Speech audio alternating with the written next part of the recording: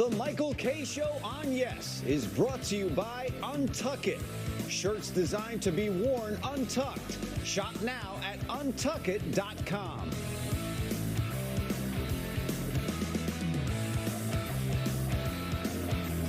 The Giants clearly won here. I mean, Saquon just tried to make the best of a bad situation, but the Giants did not have to concede much. And what else can they kind of want from this, right? Yeah, that's for sure. That's Jordan Ronan, and this is the Michael Kay Show. We thank you for joining us on a Tuesday. It's July 25th, 2023. Michael Kay and Don LaGreca, Peter Rosenberg, still on vacation. He'll be back with us Thursday at Jet Camp, but hope everybody's having a good day. Giants had a good day today because they got Saquon Barkley. When training camp officially starts tomorrow, he's going to be there. There will be no holdout, and I sit back, Don, and I just wonder, what did he accomplish? He had a 2-year deal that would have guaranteed $22 million. So instead, he settled for a 1-year deal, and he did not get them to wipe off any chance of a franchise tag next year. It makes no sense what he did, but I guess knowing finally that he had no leverage whatsoever, he had to capitulate and just do it. And I give a lot of credit to Joe Schoen. Listen, the Giants won. They got exactly what they wanted. And if you think the Giants are the bad guys, then, well, he would have gotten more money if he took the offer at the bye. And if you believe the reports, he would have gotten more money had he taken their offer before the deadline. Yep. So he gambled and lost. And the Giants had to know, Michael, by the way they dealt with things and letting that 4 o'clock deadline pass last Monday, was because they must have known at the end of the day, he's definitely going to play. So we don't have to do anything because we know he's going to play. And he's got to hit all these bonuses. Some of them are going to be very difficult to hit, Michael, because they're all contingent on the team also making the playoffs. Right. So he's going to have a monster year, and the team has to make the playoffs, which I also think is kind of a message that Schoen is sending to the fan base. Hey, if this guy is as good as everybody says he is, and we believe he is, then we should be able to make the playoffs. And if we don't, well, then do we really need to have this running back putting up these numbers if we're not going to make the playoffs? So I feel bad for Barkley. I don't know whether he felt like he wanted to go to battle for all the other running backs because he felt he was the best and maybe in the best position to bargain. But once that deadline passed, Michael, we knew he was going to play. And you just wonder what he was thinking at the bye and at the deadline. What did he think he was going to get? I don't think he was ever going to get what he wanted. Well, if he was doing this, for the good of the running back brotherhood, right? Well, he didn't do anything for them. Well, he did damage, if anything. He did damage. Yeah. That Josh Jacobs of the Raiders, he got on a plane and left Las Vegas. Mm-hmm. So he's not going to show up, and that will send a message. But what Barkley did, as you said, it hurts. It doesn't make sense. Any of the choices he made does not make sense. And this, you know what? I wonder if it worked in the Giants' favor. I don't know if you saw yesterday, Don. I know you and Dan did the show. Otis Anderson came out, and Carl Banks came out and said, "Don't be stupid. Don't die on this hill. Yeah. It's not worth it." And maybe that got into his head, and he said, "You know what? They're right," because he had no leverage. When you go into a negotiation with no leverage, you're going to get what the other side wants to give you, not what you're worth. It's what they want to give That's you. it. He does not have leverage. No, and none of these running backs have leverage. It's what the market bears. They've admitted after that Zoom meeting, there's really nothing they can do. There's nothing to do. How do you convince people to spend more money than they think they should? And Josh Jacobs' situation is a little bit different, Michael, because all predictions say they're going to be a really bad team with or without him. So maybe he thinks, why do I want to go out and kill myself for a team that didn't respect me and we're going to finish as a 4-win team anyway? But the Giants feel like they might be able to do some things this year. And he's a forever Giant. But if the leading rusher last year wasn't going to get it, what was anybody else going to get? And that's what Jacobs' situation was. So I'm happy as a Giant fan that he's back. But I feel bad for him, but I don't know what else could have been done. And I think the Giants won because they treated it strictly as a business. I hear all of these conversations. Couldn't they give him a little bit more for just being a good soldier? That's not how, it's not baseball.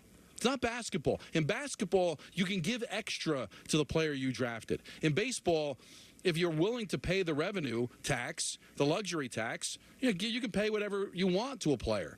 But in football, Michael, it's really difficult, even with cap room, to set the market and start throwing extra money and gold watches to players, because that can come back to haunt you later on in negotiations elsewhere. It is strictly a business and a hard cap sport, and Saquon learned that today. Yeah, absolutely. I'm going to tell you where he made his mistake, too. He did not put a no franchise tag for next year in this contract. So he's going to get franchised again. Yep. And so even if he reaches his incentives, the franchise for next year will be a little bit higher. But here's the risk that he took. God forbid if he breaks his leg this year, that's it. It's over. If he had signed the 2-year deal that was on the table before the deadline, he would have $22 guaranteed million. You tell me where he actually won. His representative should be embarrassed. And I thought about this too, Michael, when everybody was saying, well, what's the difference between, the 2 franchise tags or the guaranteed money that he could have taken, the 19 whatever it was, compared to the 22 plus that the 2 franchise tags would have guaranteed him. Well, here's the difference. There's no guarantee you're going to get franchised the second year. Because what if you blow out your knee? Your career's over. It's done. So even the 19 plus might have looked like an insult because it's less than the 2 back-to-back franchise tags. But why did everybody assume he's guaranteed to get franchised in the second year? You can get hurt. You could be ineffective and just become a free agent and never get paid. So it was a loss for him. I was thinking about this, Don. You know how I am about contracts. You live up to the contract. That's your word. You signed it, the whole deal. But the only way that the running backs would have gotten any notice and might have changed the paradigm here, every single running back in the NFL walks out of camp. That would get people's notice. Because there has to be, they can't be disrespected like this where they're making average lower than kickers. Now, I know it's a throwing league. I understand it is. But you do need a decent running game, too. It's not totally plug and play. It's not. But, Michael, we've seen running backs drafted in the 3rd, 4th round be effective. We've seen them become expendable. It's a shame. But if you get a good money kicker that can kick 50-yard field goals in the snow and win games, that becomes more important. Now, you actually predicted this when Gettleman made this pick. No, this is haunting them going back to him being the 2nd overall pick. And we had Jordan Rodon on, and he admitted that if Gettleman was still here, they would have probably given him the contract to justify the 2nd overall pick. But running backs aren't going to be picked that high anymore. Look at Todd Gurley. And how they gave him a contract when they didn't have to, and it blew up in their face because he ended up becoming ineffective, finished his career in Atlanta, and he was done at the age of 26, 27, whatever it is. There's a science behind this, guys. There's aberrations here and there. But for the most part, it's a career where you've got maybe a 5-6 year window to be effective. Your career ends at 27, maybe 28 years old, and it is plug and play to them. If you have a functioning offense with a good quarterback and a good offensive line and weapons and an offensive coordinator knows what he's doing, then the running back position is plug and play. And that's what the Giants are hoping they can make this offense be. We'll find out if it ends up being true or not, but that's what they look at, an effective offense, like what Kansas City runs, like what Buffalo runs. It's not run through the running back, so why pay them? Michael Carter, a running back, reacts to the Saquon deal, and here he is. Running backs are offensive weapons. We're the only ones who block, run, and catch. There's nobody on the field that does that. So I think the league it's always been a passing league, right? You hear that. But when you get to the playoffs, you're going to have to run to win. You got to run to win the Super Bowl. So that's proven statistically over pretty much every year. You got to run to win. So I think it's blasphemous that they don't pay the running back. I woke up and I saw Saquon on a prove-it deal, and I almost went back to sleep. I couldn't believe it. Like, what are we doing? But it'll get fixed, though. You just got to keep playing and figure stuff out in the CBA. I heard that we're the only sport with a franchise tag. That's true? Yeah. So that's probably got to go. Well, there you go. Yeah, but you know what? He's dead right, Don, but do they have the intestinal fortitude to walk away if the franchise tag is still there? The answer is no. They have no leverage because their union's a joke. It just is. I mean, you saw what happened when they tried to strike and the big name players that crossed the picket line. They don't have the leverage because they're not willing to cancel a season. They're not willing to stand and sacrifice that, and rightly so. Their careers are so short, and they get taken advantage of. It's been going on forever. Plan B, free agency, you name it, franchise tag now. That's what you got to do is you got to fight to get rid of the franchise tag. But are they willing to Nah. do what Major League Nah. Baseball did. No, they won't. And if they did get the strike, Michael, they would come back with scab players, and those guys would cross the But you picket know what's line. also sad, Don? Let's say they didn't have a franchise tag, and that Saquon could become a free agent. Nobody's going to pay him that much money. Nobody's paying him what McCaffrey got. So I think the Giants did the right thing. Very cold-hearted, but they did the right thing. I've been behind them all the way. But the one thing that Saquon has said, which I think is really a legitimate point, he's more than a running back. He catches a lot of passes out of the backfield. He does. He is the safety valve, the second life for Daniel Jones. He's not just running the ball, Don. He's a legitimate receiver as well. No, I get that, and that's why I feel bad. I sit here. It's not like I'm defending the NFL. I'm just saying that it is what it is. I mean, they're not colluding. They all realize the same thing. This is what we can get away with paying these players, and this wouldn't happen if there wasn't a hard cap. They would extend, but you don't think Jerry Jones would extend and keep Ezekiel Elliott and pay him whatever if there was no cap? But there's not only a cap, but there's a hard cap. You don't even have in the NBA where you keep your own players, keep your drafted players. This is a hard, cutthroat business, unfortunately, and the running backs are feeling it. But to Carter's point about, you win in the playoffs, do any of these Super Bowl teams pay their running backs? No. So, yeah, you need to run the ball, but yet the teams that win the Super Bowl, they sometimes get rid of running backs after they win. They become expendable, and it's a shame. I use the analogy, Michael, and I think you'll appreciate this. Can you even put in the words how hard Anthony Pusick works? I mean, he's here before the show. He's here after the show. He books guests for us. He runs the board at times for us. He's versatile. He works his tail off, right? But unfortunately, in the radio business, producers and board ops don't get paid a lot. But they're the lifeblood of any radio station. But you think any of them get paid what they deserve? I mean, it's a shame, but that's unfortunately the way of the world sometimes, is that there's always going to be those positions that management deems expendable. And I don't know what they can do about it until it becomes 3 yards in a cloud of dust again. Whenever we get to that point where the running back becomes like it was in the 70s and 80s, I don't think this is going to change anytime soon. Now, Jordan Ronan was on DiPietro and Rothenberg today, and he was asked, why was a one-year deal never mentioned before? Sure, when you franchise a player, somebody could sign him and it costs 2 first-round picks, and we really don't mention that very often because it never happens, right? So I think that's kind of why you didn't hear about it here. $10.1 million is a pretty good salary, especially you saw what the running backs got this year. So you would think, well, the Giants are certainly happy with $10.1 million, but they were willing to give him a little bit more, and that's kind of how we got here. One thing that's not mentioned, Don, he was the second pick in the draft, right? That's right. So he got paid way more than a running back should be paid out of the draft. Way more, because there's slot salaries there. He got paid like a quarterback taken with the second pick. So now that's coming home to roost a little bit. The fact that he was a second-round pick, he got overpaid for his first 4 years, and now he's going to get underpaid, in his opinion. But is he underpaid? No, because how many running backs make more? Again, you could say that he does a lot of things, but the leading rusher last year was Josh Jacobs in the exact same situation. Right?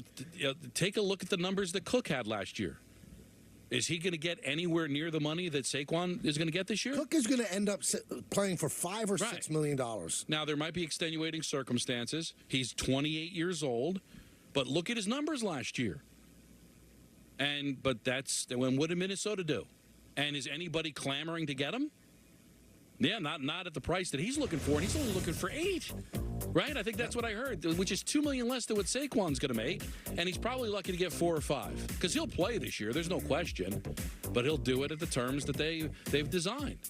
And you could say that they're not being cheap, Michael. Look what they're paying quarterbacks. Look what they with a hard cap, they allocate dollars to the most important positions in their mind, and there's no more important position in professional sports than quarterback of football. I'm sorry, but I like what Carter said as far as next time you go with the CBA. Then it's got to have to be a fight to get rid of the franchise. Didn't they just sign an 8-year for the CBA? Michael Carter's not going to be around. Right, but what are you willing to sacrifice? Because I've talked to players. I've talked to Kevin Mawai about this when he was the head of the Players Association for the Jets, representative for the Jets. What are you willing to sacrifice? Are you? Because at the end of the day, Michael, they're not going to give up even one season. Man, baseball players can. Those guys can play for 18 years if they're fortunate enough. Outside of quarterbacks, who's playing until they're 40 in the NFL? Who's playing past 30, 32 in the NFL? Darrelle Revis is one of the greatest cornerbacks in the history of the sport. When did he retire? At 32, 33 years old? So any of these guys going to sacrifice an entire season? Because that's what it'll take to move the needle. Now, Ronan was asked on DPH on Rothenberg, is this Saquon's last year, or will the Giants franchise tag him again? He clearly will not want to be franchise tagged again. So I don't know how that will ultimately play out. I think that's what we're going to have to see here. I'm sure there was conversations about this along the way. But if there's no franchise tag and there's no agreement that the Giants can't franchise tag him again next year, I don't see what would prevent them from getting to that point again, to be quite honest with you.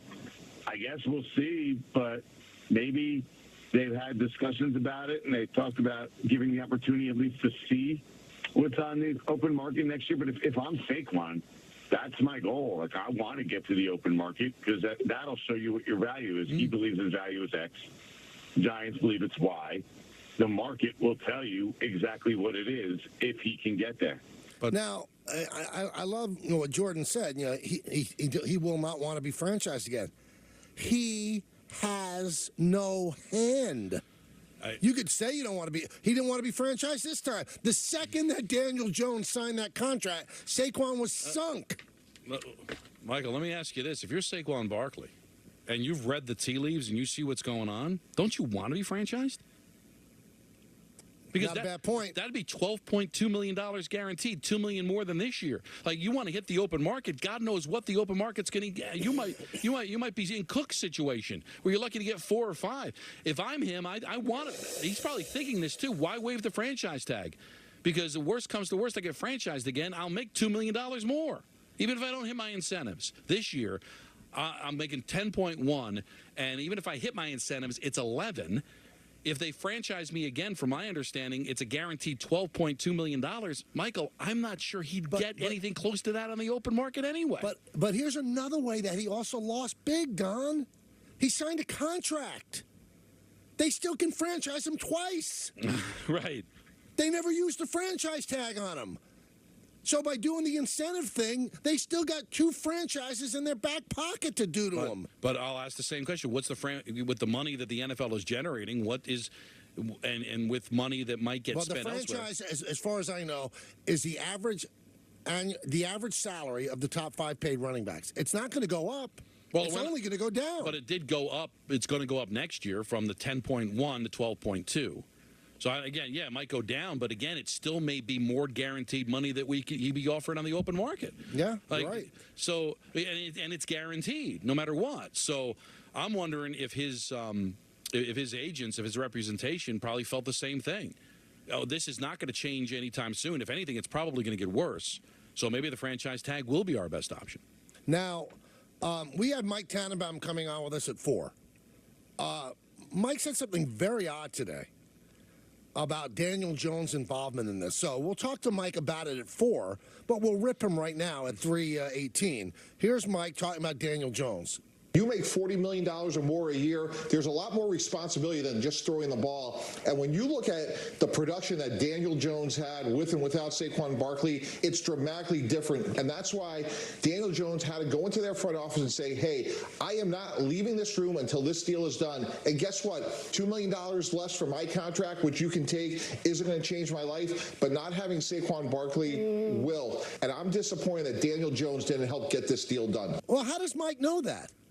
Daniel Jones doesn't have any power. All right, he makes $40 million a year. He has a $160 million contract. You think he's going to go dictate terms to Joe Schoen? I mean, he might have been in there. We need this guy. We need this guy. And Schoen just sat there, legs up on the table, big sword. Don't worry, he'll be here. Yeah. I mean, what is Mike saying? Daniel Jones going to give $2 million of his salary back? The Giants are not setting another market for running backs. That's ridiculous for Mike to say. It's also ridiculous because I think even if, let's say Jones did that, do we know they'd even give it to Barkley then? I don't think they wanted to set the market, Michael. I don't think it's a case of we can't afford to do this. They don't want to do it. Because I think you talk to any player, Mike, and you've seen it. You're able to get around the salary cap. If you're a really good general manager, you can figure things out. If you really wanted to find the money for a player, Michael, you'd find it. Take a look at the history of guys that got cut because of salary cap reasons. Most of them go on other places and don't do anything. Like, they make it seem like it's because they couldn't afford it. If you really want a player, Michael, you'll make it work. I mean, Shane's intelligent enough to be able to massage the cap and work things out. All the great teams do it. All these teams are able to sign players. How do you think they do that? Because they know how the cap works and they figure it out. The Giants didn't want to give Barkley this money, so even if Jones did go there and say, take $2 million away, I don't know if they would have given it to Barkley anyway. Now, and you also realize Eli Manning, not one time, as much as we love Eli, and all the times that they needed cap space and to win, did Eli ever renegotiate his deal to take less money, ever? Of course not. Now, here's Ryan Clark. He was on Get Up, and he answered back to what Mike Tannenbaum had said. The Giants might have gotten it wrong, but for Mike Tannenbaum, who I respect greatly, especially with his knowledge as a general manager, maybe outside of the walking this morning, to think that Daniel Jones can demand anything based off the fact that he's the field general, nobody in that building looks at Daniel Jones that way. Let me tell you who people look at that way. Lamar Jackson. Lamar Jackson got 5-year extension for $260 million.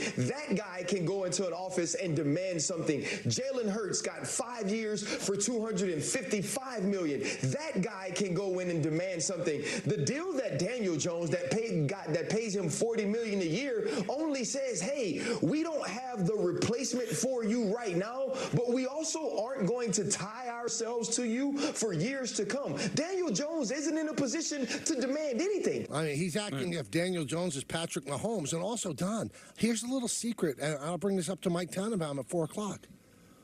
You know who really wanted, Saquon Barkley in there? The owner of the team. Yes. And he didn't have the power to tell Shane, I want this done. John Mara loves Saquon Barkley. Oh, he would have given it to him in a second, Michael. He would totally give him exactly what he wanted. And you're going to say the quarterback's going to have more power than the owner? But again, I don't understand why the conversation is about the power. We knew this Saquon thing was going to happen. We knew during the course of the year that he was going to have a contract situation. It didn't stop Jones for asking for the moon and the stars. Did Jones, anytime during the course of his negotiations, ever think, maybe I'll take less so that they can afford to keep Barkley or afford to sign any other free agents? No, he asked for the most money he could get. So he knew the situation. He didn't do it then. Then why all of a sudden, a couple of months later, would he decide to sacrifice the money when he wasn't willing to do it when he was negotiating the deal in the first place? If you needed more reason to stay tuned, 4 o'clock should be fun. Because, Mike, come back to us. Because Mike earlier in the month said they should do whatever he wants. Did Mike operate like that as a GM, give him whatever he wants? It's game time. Brought to you by Tullamore Dew Irish Whiskey. We have the Liberty and the Storm. That's a 7 o'clock start. And the Yankees against the Mets. First game of the second leg of the Subway Series, a 2-game set at Yankee Stadium starting tonight. So that should be interesting. It's Verlander against Domingo Germán. We'll have the lineups a little bit later on as well. That's game time, brought to you by Tullamore Dew Irish Whiskey during the big games this season. Enjoy a Tullamore Dew, the original triple blended, triple distilled, and triple cask matured Irish whiskey. Remember, when it's game time, it's Tully time. Please enjoy responsibly. All right, we'll come back. A lot of people want to talk. Mary, Griffin, Shlomo, Mike, Pete, Don, everybody trying to get on. We'll try to get to as many of you as possible. Tannenbaum at 4 o'clock. We have to talk about the Subway Series and what this means for both teams. But first, Don wants to introduce himself again and talk about a car. Well, thank you, Michael.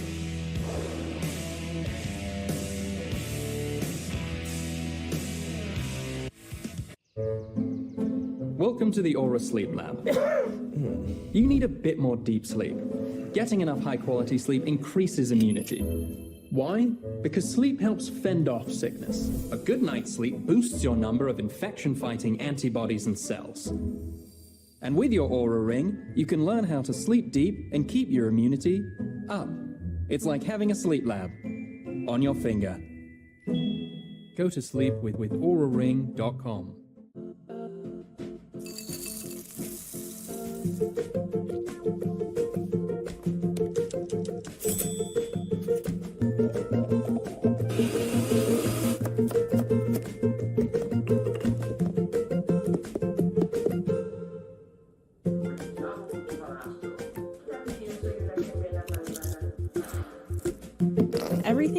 from ShopRite is now in your phone on Instacart. Get free delivery on your first order. There are a lot of us now, and it means so much when we can all be together, especially when we can do something good, like our yearly service project. We're also running a t-shirt fundraiser through Custom Ink to help raise more money and awareness for the cause. Our t-shirt fundraiser with Custom Ink makes it easy to share our campaign and help our community, and their design services team helped us get a design we love. I'm proud that we can make a difference together as a community. Come together for a cause. Get started today at customink.com. Look at you, hostess with the mostest. How does she do it? But no one knows that earlier today. It's not finished? Oh my. Oh, come on. But you kept your cool. I just planted those? Sort of. And ordered everything you needed from Lowe's on Instacart. Yeah, look at you. Visit instacart.com or download the app to get free delivery on your first 3 orders. For the you who needs color and style, or the you who needs 360-degree wheels to navigate the wild, Away Luggage keeps things easy for all of the yous, so you can take in all of the views. Ready for everywhere. Away. They aren't able to receive the individual attention they so desperately need. That's where you come in. By fostering a kitten, you can provide the care they need until they're ready to be adopted. If you foster a kitten, even for a week, you'll be giving them a chance to grow up and find families of their very own. What's in it for you? A kitten will fill your home with joy, your movie night with lots of cuddles, and they'll even help your social posts look way cuter too. And if you foster a kitten, you'll be provided with everything you need to care for your furry friend. You just provide the love. Save some tiny lives. Adopt or foster a kitten today. To learn more about how you can make a life-saving difference, visit bestfriends.org/kittens. The Michael Kay Show on Yes is brought to you in part by Audi, the official luxury vehicle of the New York Yankees. Visit your tri-state Audi dealer today. Next. Next. Stop. We got it? No. Keep going. Again. Next. If you don't pick one, Am I keeping you from your job? Next. Stop. Do we finally have it? Let's go back to the beginning. Are you? Your electric future customized. The fully electric Audi Q4 e-tron. Get exceptional offers at your local Audi dealer.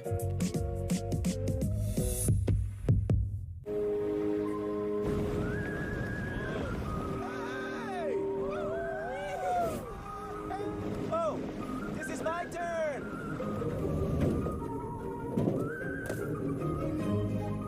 You can now have Domino's drop to a location near you with new Domino's Pinpoint Delivery.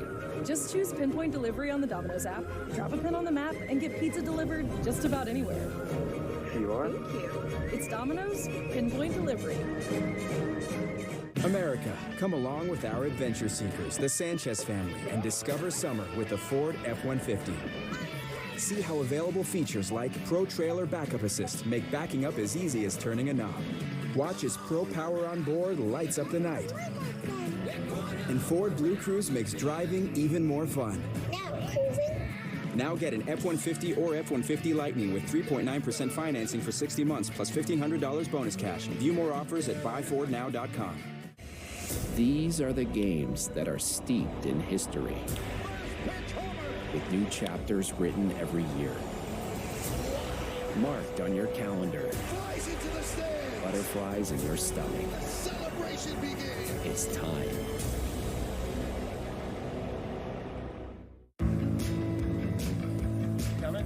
The Volkswagen Taos. German engineering everyone can get into.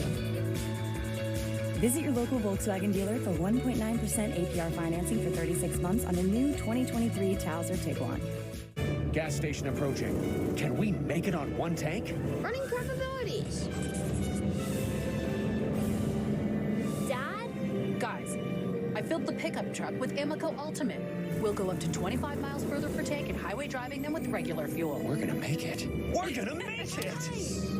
Up to 25 miles further per tank with Amoco Ultimate. Available at BP and Amoco stations. And you could get 5 cents off every gallon with BP Me Rewards.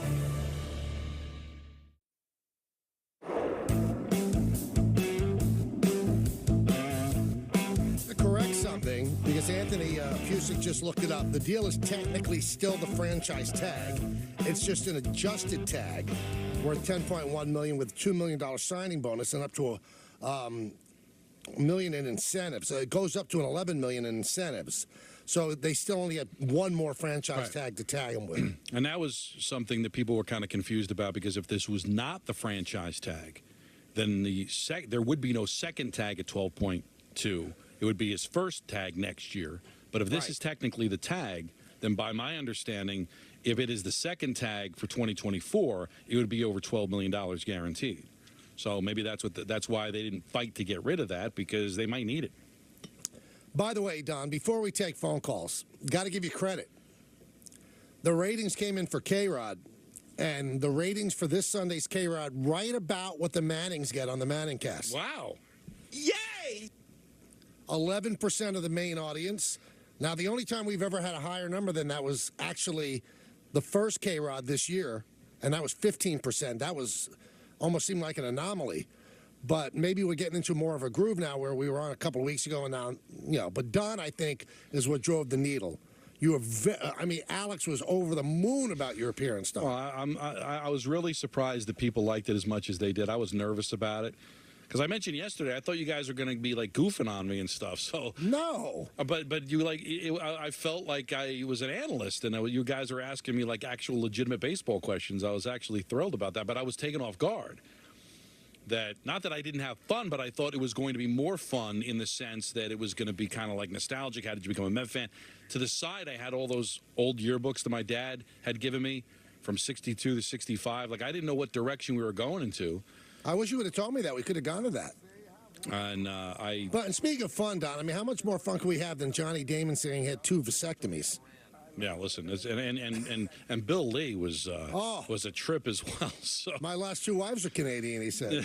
So listen, I wasn't sure what to expect. The one thing, I was kept a lot longer than I thought, because the guest list grew. When you invited me on Friday, you had said we had not had Mookie yet. You had Keith Hernandez, you had Johnny Damon, Roger Clemens. That's all you told me. And then I woke up the next day, you added Mookie Wilson, and then you added Bill Lee. And when I was told on Saturday night, when the producer got in touch with me, he was thinking after 9, I was thinking, well, if Bill Lee's going to be on after me, this game could be over by like 9:30. No, it worked out perfect. Timing was great. But it was so much fun. Thank you so much. It was a great time. And let me know, because radio, you find out like a year later what your ratings are. I'd like to see what kind of number I did. Did I affect that number? You know what? I'm gonna delve into it. How was your number? And I'm sure when we had the problem with Keith's line, that helped ratings a bit. Wow, that was bad. And you had problems on the phone too, right? Like, yeah, I mean, he was really nice. He texted me yesterday, and he texted Alex. He said, "I'm really so sorry I messed you guys up, but during the summer, the Wi-Fi in the Hamptons is ridiculously bad." Yeah, well, there's so many more people there. Yeah. At that time. But no, it was great, and you complimented me about the hockey play-by-play, and we almost had Alex on the podcast until he realized that it's a hockey podcast. Right. Although it would have been fun to have him on. Because when you have 2 people asking you questions, sometimes you don't have a chance to throw things in, and it sounded like there might have been a bit of a slight delay, so I don't want to step on anybody, but Alex is good friends with Henrik Lundqvist, so he's got to know something about the sport. True, I'll have him on to talk about Henrik. That's perfect. Yeah, but you didn't seem interested. When you're Saquon Barkley, how do you think you feel when you see Jaylen Brown of the Celtics just signed a 5-year, $300 million guaranteed deal? I mean, I love Jaylen Brown's game, but that's $60 million a season. Again, he's a really, really outstanding player. Yeah. Is he the greatest player in the sport? Can you imagine what Tatum's going to get? But if they just had a stronger union, does it make sense, Michael, that this sport that prints money has such a hard cap? Now, I realize there's a big difference between the Dallas Cowboys and the Jacksonville Jaguars. I get it. And one of the reasons why this sport works is everybody feels like they've got the best chance to win. But does it make sense that this sport that drives revenue, that drives ratings like no other sport, Michael, it's almost unfair to compare football to everything else. The ratings that they get, that outside of quarterbacks, their star players get paid nothing compared to other sports. I mean, listen, you can love the NBA all you want, and it might be in certain parts of the country the second most popular sport. It's nowhere close to the NFL, nowhere close to the revenue that it generates. How do their players get paid so much more? We all rave about the All-Star game, right, for the NBA. Baseball blew it out of the water, and baseball's All-Star game is awful because of interleague play. All of these matchups are nothing different. Baseball's All-Star game blew out the NBA. Yeah. So, I mean, we keep talking up the NBA, and I love the NBA, and baseball always gets talked down. Their All-Star game blew away the NBA All-Star game. And I understand you're paying 15 guys on a roster as opposed to 53. I understand that it's not an apples-to-apples comparison as far as how the overhead that some of these football teams have, but the revenue they generate, Michael, it just seems ridiculous. Again, the quarterbacks get paid because it's the most important position. But it is a little ridiculous that running backs, some of these guys, like, I'm sorry, Daniel Jones, the face of the franchise is Saquon Barkley. There's 26 jerseys all over that building when they play against the Dallas Cowboys on opening day. And that he's only going to make $10.1 million when, Michael, there's bad baseball players that are making that. Yeah, absolutely. Absolutely. There are guys that, like, coming off the bench that make what Saquon Barkley's going to make. All right, let's go to the phones. Let's go to Jonathan in Manhattan. Jonathan, why don't you start it off for us? Hey, guys, thanks so much for taking my call. I'm going to make this as simple and quick as possible. Okay. You know, I'm annoyed. Just get Barkley's back on the team. Okay, fine. Give him whatever he wants for 2 years. Give him whatever he wants. And you know what? Jones should step up to the plate, say, you know what? I'll take $2 million less. Give the guy what he wants. Brady did it because he wanted his offensive line strong. He also wanted his receivers strong, and he did it. And where are they going to make it on the backup? They're going to make it on endorsements. They're going to make Jonathan, they didn't have to. Why would they have to pay somebody money they don't have to pay? They didn't have to pay. He's going to play. Jonathan, but Jonathan, it wasn't like the Giants don't have the money to pay him more. They refused to pay him more. It wasn't like Daniel Jones said, "We'll give you $2 million because we know you're poor." They have the money. Right. They have the money under the cap, but they refused to do it because they don't think a running back is worth that. Because they didn't have to. And also to say they should give him whatever he wants. You can't run a team that way. But what is it? I know it sounds hard, and again, I'm not anti-Saquon Barkley. But the Giants just proved to you why they didn't have to do that. Because they knew he was going to play. So I mean, it's amazing they're putting the blame on Daniel Jones. But the Jones now, but they, again, I'm telling you, and I'm really interested to see what Mike Tannenbaum has to say about this. Jones could have went to Shane and said, listen, take $10 million off of my salary. They're not going to give any of it to Saquon. They did not want to set the market, Michael. They don't want to do it. They want to give it to him. They gave him a chance, and I'm sure they were probably a little vindictive too, if you believe what they might have offered him 12 or 13 at the buy. He said no. Good businesses are going to pay you exactly what they think they can get away with. That caller's argument only would work if Saquon held out. Saquon didn't hold out. As a matter of fact, he's going to be there for the start of camp tomorrow. So why would the Giants have to give him more? What, for just charity? It doesn't work that way in the NFL. Let's go to Pete in Brooklyn. Pete. Hey, good afternoon, boys. Hey, Pete. Hey, Don hit it on the head earlier. The Giants knew all last year that this inevitably was going to happen in the offseason, which begs the question for me and why I think Joe Shane spit the bit a little bit. Why didn't they draft a running back in the 2022 draft as insurance for this whole Saquon debacle, enabling them to franchise Daniel Jones and save $10 million and have a plan B in place if Saquon, plays hard to get or whatever? Because I think you guys saw the stat yesterday or the day before. The last 5 Super Bowl champions, the starting running back didn't make more than $2 million. Well, Pete, it's interesting that you take that. Why wouldn't you have a plan B like Kenneth Walker III or Damian Pierce? But they didn't need a plan B. Why would they need a plan B? They won. They knew that Saquon's either going to play for them or not play. What plan B? Right. That was their plan A, B, and C. So let Saquon hold out. Because guess what? You've got Kenneth Walker III or Brian Robinson Jr. instead of a fringe slot receiver like Wan'Dale Robinson. All right, but then the extra money you would have saved on the running back would be the extra money you now have to give Jones on the franchise tag because they got Jones cheaper than if they franchised him. The Giants won this left, right, and center. $32 million for. I thought the franchise for Daniel Jones was $32 million. Yeah, but then it would have jumped up on the second one. Yeah. You're right. The first year would have been 32, but it would. I mean, also the way they structured his contract, Pete, all 160 is not guaranteed. They can get out of that contract if Daniel Jones spits the bit. They can't get out of 2 franchise tags.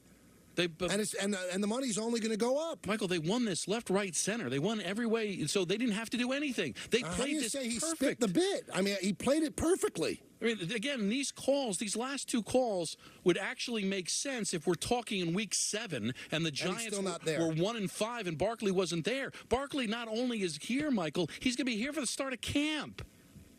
I mean, they won. Also, I mean, how do you know what Robinson's going to be as a slot receiver? Why would you pass on that guy? I think Joe Shane's done everything right. I think they played it perfectly, and they played it, and this is the difference between the Giants now and the Giants over the last few years. They're actually thinking with their head instead of their heart. If this was still the Gettleman era, and you're right, John Mara would have said, "All right, he's family. Give Saquon, give him $16 million. Let's do it. Like what happened with Eli. Let's continue to try to win, even though it's clear his career is over." And look at the hell thinking with your heart put the Giants in. They finally needed a businessman that was going to think with his head. And yeah, it's going to step on some toes and it's going to break some eggs. But you know what? They're in a much better position now than they were before, Michael. I want a general manager that's going to be thinking with his head and an owner that stays out of it. And that is exactly what's happening now. Let's go to Shlomo in the car. Shlomo. Hey, good afternoon, gentlemen. Regarding the whole Saquon and running back contract situation in general, what's preventing the NFL from having some kind of incentive bonus program for the running backs, like what they used to do for rookies? So if you lead the league in rushing, you'll get like X amount of dollars more as a bonus.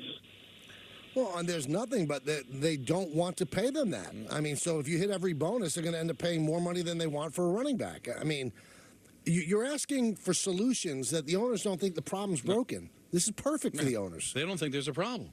No, why should they have an incentive-based contract for running? I mean, the Giants threw that at Saquon, I guess, because they love him and he represents the team the right way. But why would you do that? It's not broken. It's absolutely not broken, so they're not going to fix it. Not to them.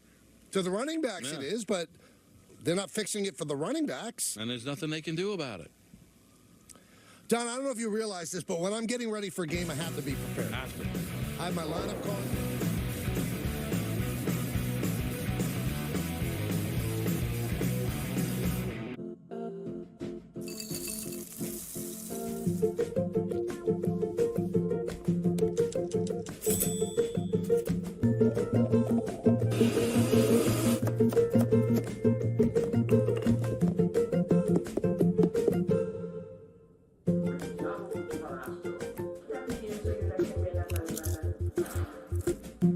Everything you love from ShopRite is now in your phone on Instacart. Get free delivery on your first order.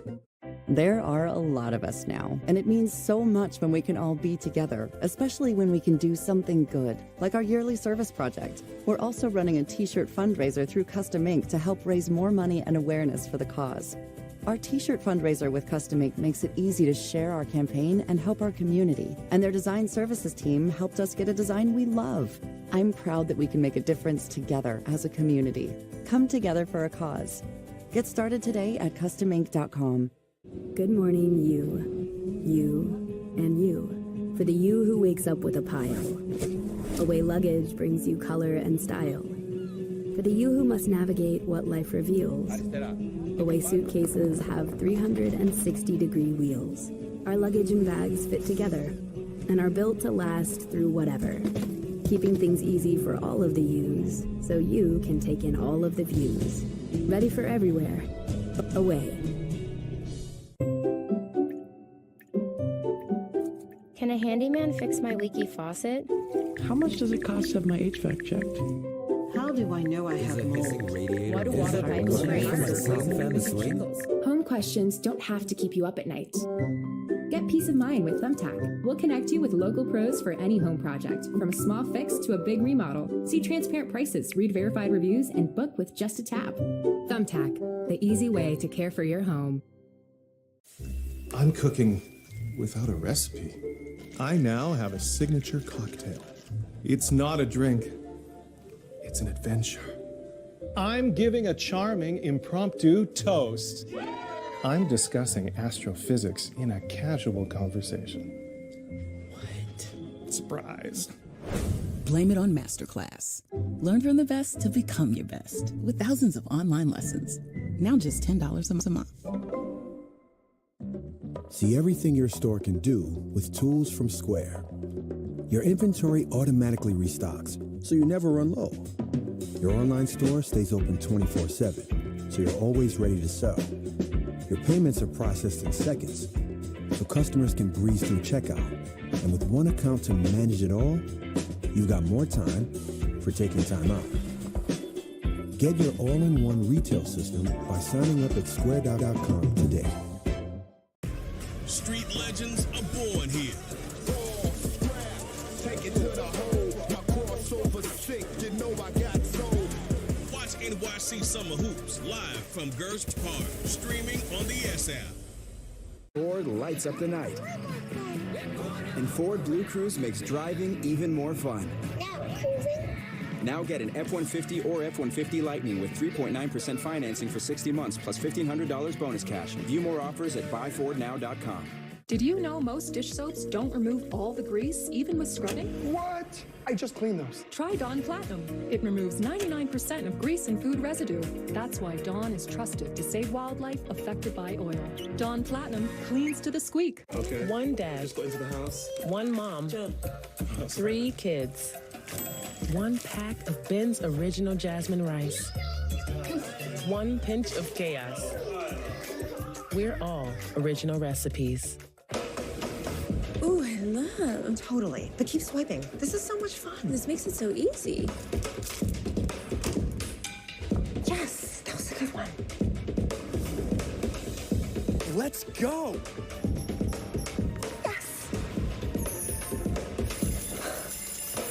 Play your favorite slots today and you can win the next big jackpot. Sign up now and we'll match your first deposit up to $1,000 in casino bonus funds plus 200 free spins. Only at GoldenNuggetCasino.com.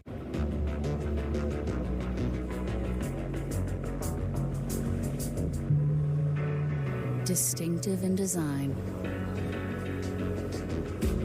meticulous in craftsmanship, confident in execution. Genesis, a new beginning of what luxury can be. Lease the Genesis GV80 for $599 per month, exclusively at your tri-state Genesis retailers. The Volkswagen Taos, German engineering everyone can get into. Visit your local Volkswagen dealer for 1.9% APR financing for 36 months on the new 2023 Taos or Tiguan. At the Community Food Bank of New Jersey. We are working. Now, more than ever. To fill the emptiness caused by hunger. We are the state's largest anti-hunger organization. And together with our 800-plus community partners, we are committed to delivering food, help, and hope to our hundreds and thousands of neighbors in need. Join us today. I played the game I love for a long time, and now I talk about it. But today I'm not talking baseball, I'm talking straight to you. Some men get nervous talking about prostate health, especially our own. What you may or may not know is there are a few things that you can do to take control. Begin by talking to your doctor about prostate cancer screening. Take control of your life, know your score. Go to homerunchallenge.org to learn more on how to save lives and support prostate cancer research. Subway Series Part 2, starting tonight at the stadium. Let me give you the Yankees starting lineup on 98.7 ESPN, brought to you by Bigelow Tea and Corona. Yankees lead off their right fielder, Jake Bauers. Second baseman, Gleyber Torres, bats second. The DH is Giancarlo Stanton hitting third. Cleaning up first baseman, Anthony Rizzo. DJ LeMahieu at third base will bat fifth. Batting sixth and playing center field, Harrison Bader. Billy McKinney is in left field. He'll bat seventh. Batting 8th and playing shortstop, Anthony Volpe. And the catcher, batting 9th, is Kyle Higashioka. And while I have you here, let me give you the Mets starting lineup. Brandon Nimmo in center field will lead off. Batting second, the shortstop, Francisco Lindor. Jeff McNeil at second will hit third. Cleaning up the first baseman, Pete Alonso. Daniel Vogelbach, the DH, will bat fifth. Batting sixth and catching, Francisco Alvarez. Brett Beatty is at third base, batting seventh. Batting eighth and playing left field, Mark Canha. And DJ Stewart is in right field. He's going to bat ninth. Domingo Germán gets start for the Yankees, 5 and 6, 4.52. And Justin Verlander getting a start for the Mets, 4 and 5, 3.57. Last 5 starts, Verlander has about a 1.80 ERA.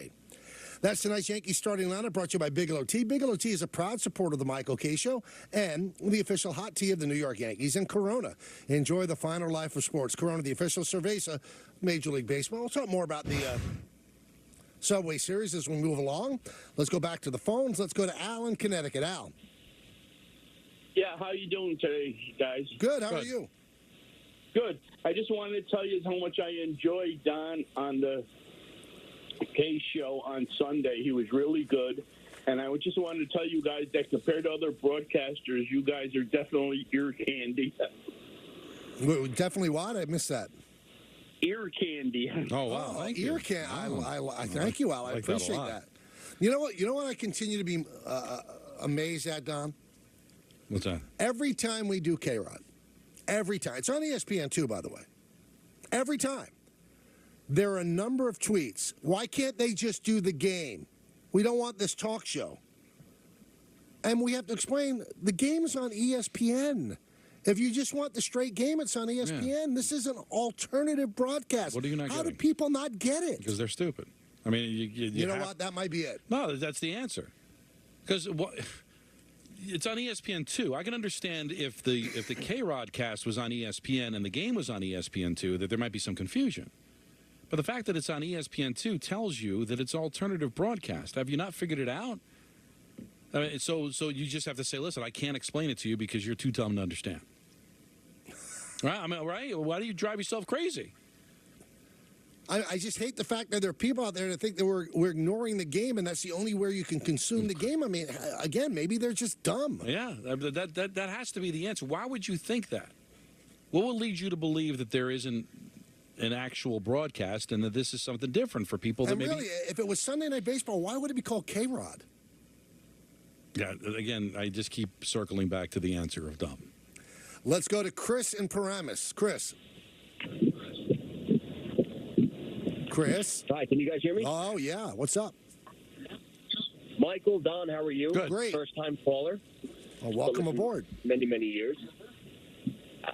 I heard what Mike Tannenbaum said, and everybody's been talking about it today, and I don't understand why he's getting so much flack. I understand the Giants' point of view, even though I do not agree with it. I feel like you lose the room. You're treating your face of the franchise, your best man, your best player a specific way.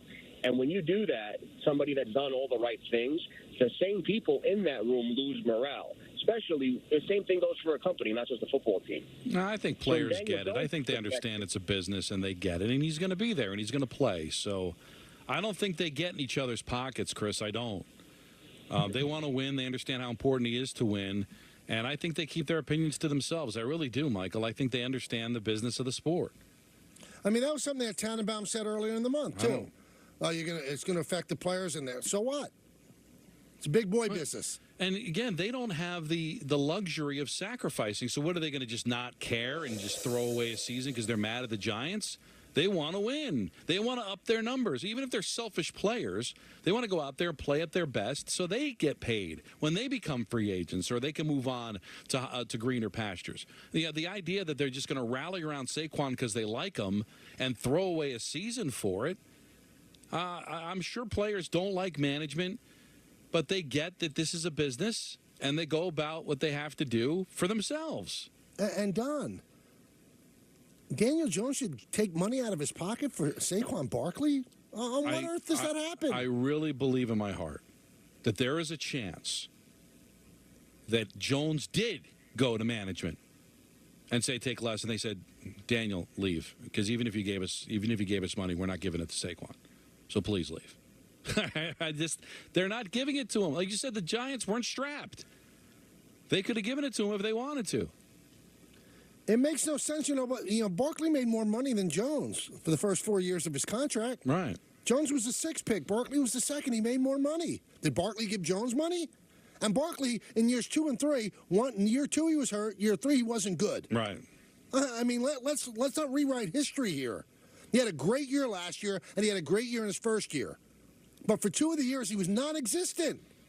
Did the Giants take the money back? No, because it's guaranteed. Right, but that's part of the equation. He missed 22 games because of injury in his career. Again, I like Saquon, so I don't want to sit here and start talking negative about him, but this is just, he's just playing the wrong position. People have to realize that not all the positions in the NFL are equal.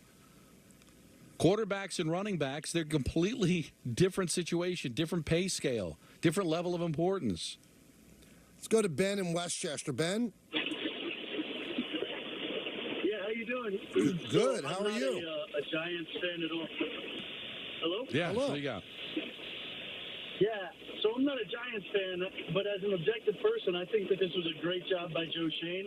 I'm actually a Patriots fan, and for many years, we looked at our players and what Belichick did and getting rid of them, and even though we had affection for them. And I think this was very Belichickian. It's a business. I think the players understand, and I think the Giants are better off, and they're in really good hands with the way that Joe Schoen has taken over in the first couple of years. Ben, I think both Don and I agree with you. Mm-hmm. And Belichick is very cut and dry. There's no emotion in any of his decisions. And I'm sorry, in football, it's got to be like that. It's a heartless sport. It is. It's heartless on the field, and it's heartless in the front office. You get hurt, you're no longer useful to them, they cast you aside. It's just the way it is. And they don't have the union to fight it, Michael. They don't. I mean, let's throw Saquon some money because he's a nice guy. I mean, there are a lot of nice guys that can't play. Should they get paid? A lot of nice guys. Anyway, it's time to talk to Mike Tannenbaum about this. I'm looking forward to that. He'll be coming up at 4 o'clock. But first, Don had a wonderful weekend at Caesars. I did. You have to.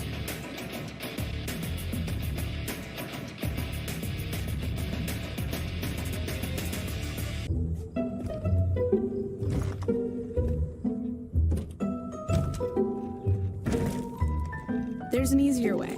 With Thumbtack. Download the app today and care for your home from top to bottom. Ready to do something amazing? Let's go.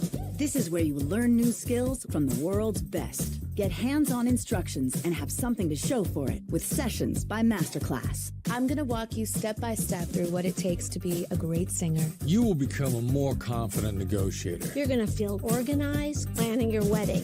And once you're done with all that, you could do this, or even this. Roll up your sleeves and get started. Sessions by Masterclass.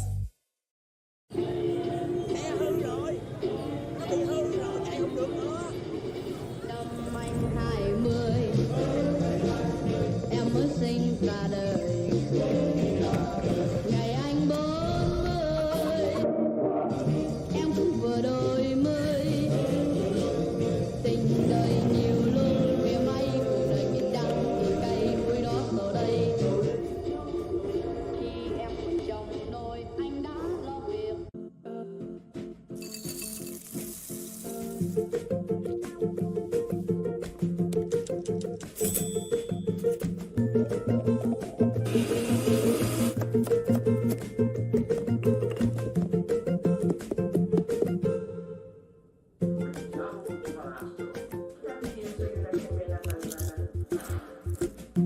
Everything you love from ShopRite is now in your phone on Instacart. Get free delivery on your first order.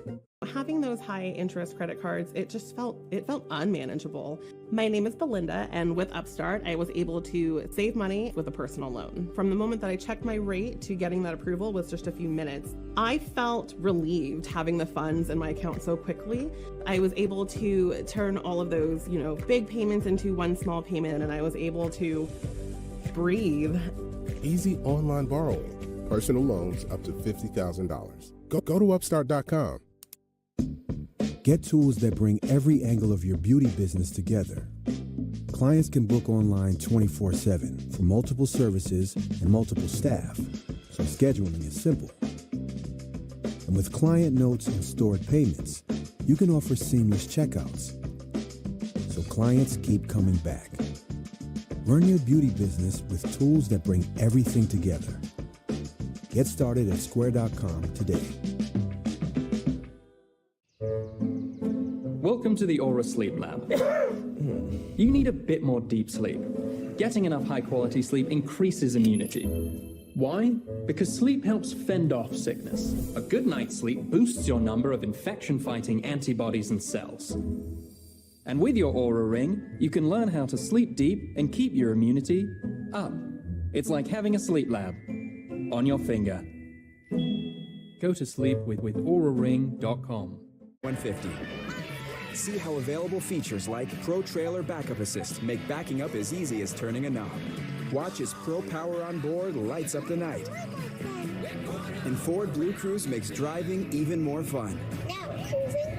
Now get an F-150 or F-150 Lightning with 3.9% financing for 60 months plus $1,500 bonus cash. View more offers at buyfordnow.com. Why are there 2 extra seats? I know, Uncle Dan and his giant beard. The Volkswagen Atlas with best-in-class third-row legroom. Visit your local Volkswagen dealer for 3.9% APR financing for 72 months on a new 2023 Atlas or Atlas Cross Sport. ¿Qué color? Perfecto, amigo. Gracias. Thank you. What's wrong, amigo?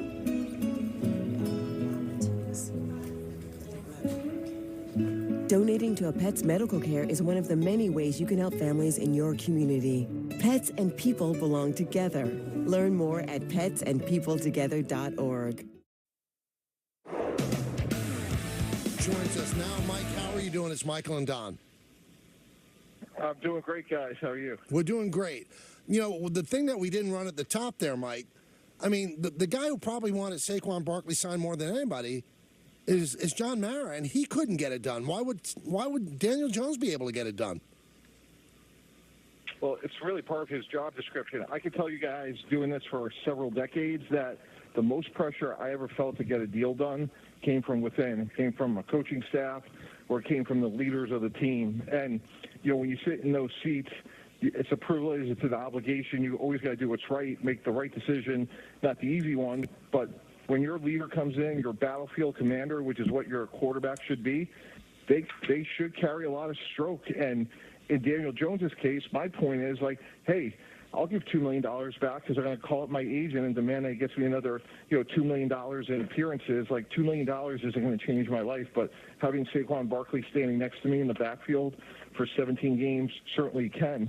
And that's part of your job description. Like when you're the franchise quarterback, when you're getting the lion's share of the salary cap, that is part of your responsibility, is to have uncomfortable conversations. But there's a couple of things at play here. Number one, he negotiated his contract trying to get as much money as he could, knowing that Saquon was going to become a free agent, knowing they needed salary cap space to get weapons. It didn't stop him from trying to get paid as much as he could then. And also, if he did go to management, which we don't know if he did or didn't, would the Giants even have listened and used that money on Barkley anyway? Well, they certainly, in my opinion, they should have. Now, look, they got a great result. Like, they clearly got a result that maybe they knew was coming over the last couple of days, but I think the Giants are absolutely the biggest winner, and it just shows you, Saquon Barkley's character is beyond reproach, because they have a much better chance of being a meaningful team this year that could compete for the playoffs compared to, what I was saying, like without Saquon, they're probably on the outside looking in for the playoffs. So to me, they really got this. They have the best case scenario, and we'll see how it plays out. But the other variable, and we talked about this a little bit on Get Up as well, guys, is everybody in that locker room is going to watch how they handle Saquon, because, look, we could debate the running back position all day, but he is their best player. He is their best person. And the Andrew Thomases, the Kayvon Thibodeaux, they're going to see how he's treated, and they're going to notice that. And then when they get their money, they'll forget it. Right. Look, first you get paid and then everything from there, but they're several years away from that happening. But I'm just telling you, from sitting in that seat, Mike, like the checks and balances of that job is your locker room. And you're trying to run a team in a responsible way, in a professional way. But who you pay is important. You know, Coach Belichick, one of the many lessons I've learned from him is, you know, you want to make sure you take care of your own before you start bringing in people from the outside, because that could impact, you know, morale. It can impact, you know, the locker room. And look, Thibodeau should get his money. Andrew Thomas should get his money. We know that, but trust me, they're going to watch very carefully how Saquon is handled, because they have so much respect for him and how they handle their business, holdouts, dealing with injuries. Things like what happens over the next 6 to 8 months matters. But they're not rogue. I mean, they're doing what every other organization is doing. The leading rusher last year, Josh Jacobs, didn't get a contract. Ezekiel Elliott was the lifeblood of the Dallas Cowboys. They cut him. But, Don, this is where I just see it so differently. There's such context here. Like, not all running backs are the same guys. And Saquon Barkley, look, there's a lot of ways to do it. 40% of the offense was there. He was targeted 77 times. Daniel Jones completed 74% of his passes when targeting Saquon Barkley. And when you think about the players that get paid, where they get drafted, like I talked to Tom Herman before the draft. Tom's the head coach at FAU in Boca, but he was the guy that recruited Bijan Robinson to Texas. They used him in the slot. And my point is, like, that's why Bijan Robinson was a top 12 pick in the draft. That's why you pay Saquon. Not all running backs are created equal. But would you agree, though, that wasn't by design last year? I mean, they don't want to run 40% of their offense through Saquon Barkley. They did it out of necessity last year. If they build an offense that works, he's not going to get that many touches.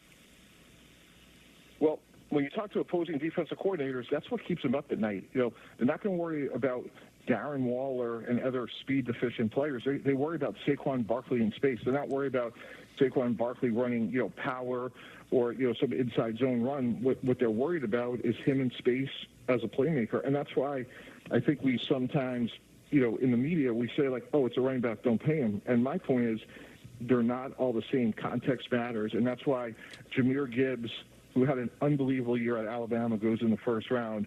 That's why Bijan Robinson goes first round. That's why Kamara got paid. And to me, Saquon is just as good as any of those players. All right, so as a guy who's been in that seat now on the media side, why is there such a lack of respect for the running back position? I hear what you're saying. Not all running backs are created equal. But with a broad stroke, they don't care that much about running backs. Why? Supply and demand. You know, it's that simple. Like, when you're sitting there, Mike, you have precious resources to allocate from a cap standpoint, from a, you know, draft choice standpoint. And I think Kansas City probably gives us the best example of this. They draft Clyde Edwards-Helaire in the first round, running back from LSU. And Isaiah Pacheco, locally right here from Rutgers, beats him out. And they draft him in the 7th round. Point being is, like, they could find a replacement for a guy like Edwards-Helaire, and they did. So that's why you have to say, is this player a replaceable part? That's what it always comes down to. And candidly, when you're contemplating making a head coaching change, you always ask yourself the same two questions, like, who can we get to replace him? And, you know, is that person available? And same thing at the running back position. And that's why, like Zeke Elliott, he is not in the same stratosphere or world as Saquon Barkley. Like, they're a million miles apart because of their skill set. All right, but if we're going to, I don't like to play this game, Mike, because I'm a Saquon fan. I think he's a fabulous kid, and I'm so glad they got this done. But we could also play the game of he's missed 22 games because of injury in his career. Hey, so there's bad that comes with that, right, too. But Don, what I would tell you is, like, if we were running the New York Giants today, and we don't know, we're not in the room, so, you know, we don't know how far apart they were. But let's just say, for argument's sake, they were $6 to $8 million away in guaranteed money on a 3-year deal, right? I would sit there and look at you and look at John Mara and say, hey, you know what? If we make a mistake on anybody managing this cap, let's make it on Saquon. And by the way, on a $200 million plus cap, and it's $8 million that we're overpaying him on a 3-year deal, like, shame on us if we can't find $2 million a year on the, you know, the safety or the linebacker. Like, I always used to say to Rex or Mangini or whoever I was working with, like, hey, if we're going to get aggressive and go get player X, let's just make sure we understand that where we're going to get this from. Like, I describe the position as being the point guard. Like, can I sit between the head coach and the owner and say, hey, here's what we're going to do. We're stretching on Saquon way more than the trend is. We think it's the right decision for all the reasons we just discussed: production, character. However, if we're wrong and he misses some more games, when you guys are bitching about, we don't like our starting center, and our starting center is coming from the draft, just remember this conversation, and if we're good with that, let's get this deal done. All right, so your comment about that Daniel Jones should have gone in there, and we don't know if he did, so we're going to reserve hammering for it. But Ryan Clark on Get Up said something I agree with. I don't think Daniel Jones has that kind of sway. He's not Patrick Mahomes. Right. Well, if you want to, it starts. If you want to be that way, you have to play better than 15 touchdown passes. But the other way you want to earn the respect of your teammates, go do something uncomfortable for them. Go be selfless, Mike. That's what a leader is. Be uncomfortable. And he can earn a lot of trust and respect of his teammates by going in there and saying, hey, this is unacceptable, and I want a deal done, and take some of mine. And, yeah, he doesn't have the stroke of Patrick Mahomes, but this was a good opportunity to go earn some. But here's my rebuttal to that, Mike. I mean, the Giants are not strapped cap-wise. If they wanted to give Saquon money, they could have. So, but Daniel Jones saying, here, take $2 million out of my 40 and give it to him, it's not like the Giants didn't have the money to give it. They don't want to give it to him.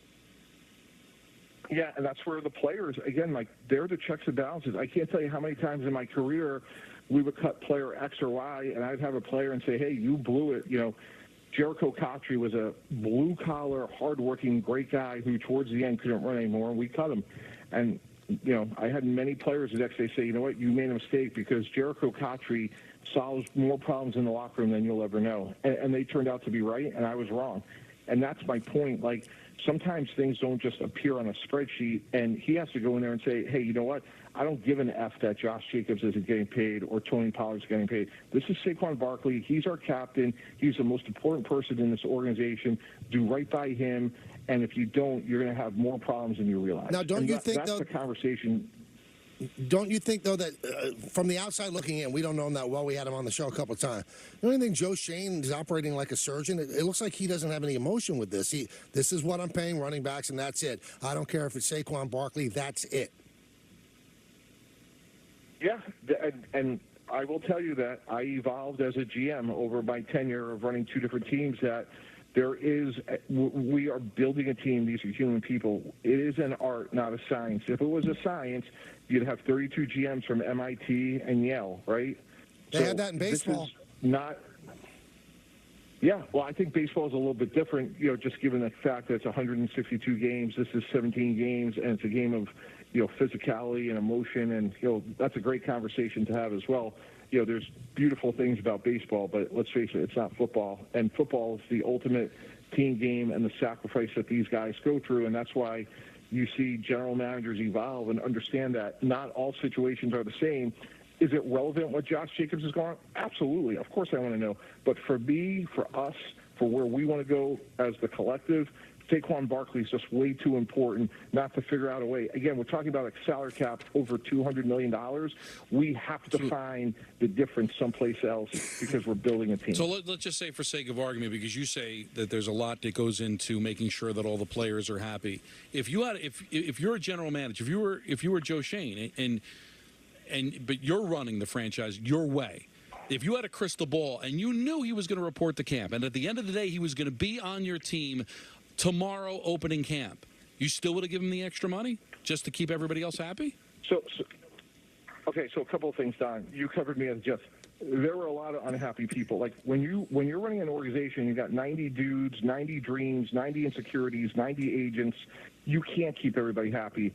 And Hard Knocks, covered it really well. That I spent a lot of my frickin' summer at the Roscoe Diner listening to Darrelle Revis's agent bloviate, endlessly. Point being is, you take care of Darrelle Revis, you take care of Saquon Barkley. There's a lot of dudes that are going to be unhappy, but guess what? They are replaceable. And my point is, Barkley isn't. There's certain players from Phil Simms to Carl Banks to Curtis Martin, both Jets and Giants, you have to make them happy. You have to pay them beyond. But there's a lot of guys on a 90-piece puzzle that you can find the resources for. But here's what's so difficult for me to even kind of comprehend. All right, you knew Darrelle Revis was going to be with you for at least a half a decade. You invest in these players because they're irreplaceable, because they're going to be with you long term. Honestly, do we know that Barkley is going to be as effective even a year from now? These running backs have an expiration date, so you'd be sacrificing a lot what could end up really only being 1 year. And the Giants look at it as we're still in the middle of a rebuild. By the time we're ready to roll, Saquon might be too old and ineffective even to be able to help us. Yeah, I push back on that. Like, I don't understand rebuilds. Like, I learned in the formative years of my career, that's all BS. That all that is covering yourself from a media standpoint. Because the 1996 Jets won one game and spent more money than anybody else. The 1997 Jets, when we got there, we won 9 games in year 1. We were in the championship game in year 2. Belichick won the Super Bowl in year 2 in New England, inheriting a mess. So that's all BS. So you have good players. You got to the playoffs. You won a road playoff game. The head coach did a great job. So Daniel Jones is going to be your quarterback for the next couple of years. Like, you're not going to get Caleb Williams. So to me, like, this whole notion of selling a rebuild, that's just not true. That's not the NFL. Okay. These things turn around immediately. Okay. So to me, again, with Barkley, though, if you're worried about the wear and tear, go draft another running back and make sure you use them in higher impact positions. Again, I talk to opposing defensive coordinators around the league. That's what they're worried about. They're worried about Saquon Barkley in space, and that skill set should be there at least for the next couple of years. Now, before we let you go, everybody's talking Super Bowl for the Jets. Do you see that being a legit possibility for this team, even with Aaron Rodgers?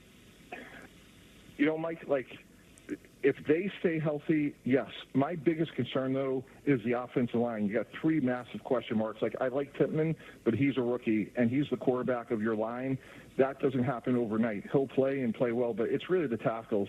You know, can Becton stay healthy? You know, we know his track record. And Dwayne Brown's 38 years old, and Aaron Rodgers was below average last year when he faced pressure. I believe he was 28th in the NFL in QBR when he faced pressure. So if we were the opposing defensive coordinators, we would be blitzing Aaron Rodgers from the day, from warm-ups.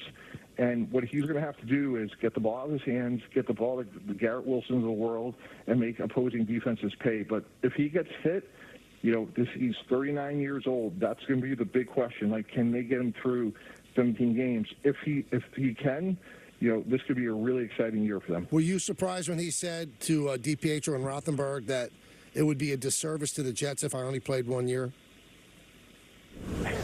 Well, he's got $100 million next year, so he can't retire. Like right now it's the honeymoon. Mm-hmm. And look, if I'm the Jets, they've done a great job. My mindset would be this, fellas. Day 1, we got him. Day 2 and on is how do we retain him. And I would figure out I'd move mini camps next year to California. I tell him that we'd have training camp out there. I would do whatever he wanted to make sure that this is at least a 2-year marriage. And I would be just doing a good job of listening to what makes him happy. And everything in that building would be about retaining him in 2024. And were you surprised, Mike, because you lived through it? You mentioned it before. I mean, how babyish they were about Hard Knocks. They didn't want it, and they refused to have the cameras in there when somebody gets cut because it's not humane. So does that mean that you and Rex were inhumane, that you allowed those cameras in there? Yeah, that was egregiously disappointing. I think it made them look really bad. When you trade for Aaron Rodgers in New York, you're getting Hard Knocks. And candidly, look at it as an opportunity. You should be proud of what you built. Let the eyes of the world see it. And look, we had a great year, got to the championship game, and NFL Films is going to do Hard Knocks in 2024, guys. They're not trying to embarrass anybody. And, yeah, we had the same concerns they did, but they handle things in the most eloquent way, and it turned out to be a great experience. And I'm thinking why don't you go worry about the Buffalo Bills and the Miami Dolphins and, the New England Patriots? You're worrying about, a 25-year-old kid holding a camera? What are we worrying about here? The task at hand is to go win a championship. Do you think the Giants are taking a step back that a lot of people are predicting, or can they be as good as they were last year?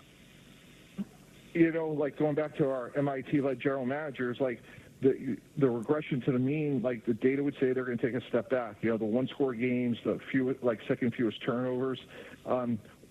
Historically speaking, those things are hard to repeat. I do believe in Brian Daboll. I believe that he puts his players in the best position possible. I do get concerned about players like Darren Waller because, in my experience, Mike, as you get older and you had durability issues, that doesn't go away. So I think they're the third best team in the division, and they'll be fighting it out for the 6th or 7th seed. Good stuff, Mike. As always, thanks for parrying with us. Yeah, no, this is good stuff. I had to get my A game out after I heard that little warm up there. So Absolutely. Well, we agree to disagree, but that's what's always fun talking to you. All right, thanks, guys.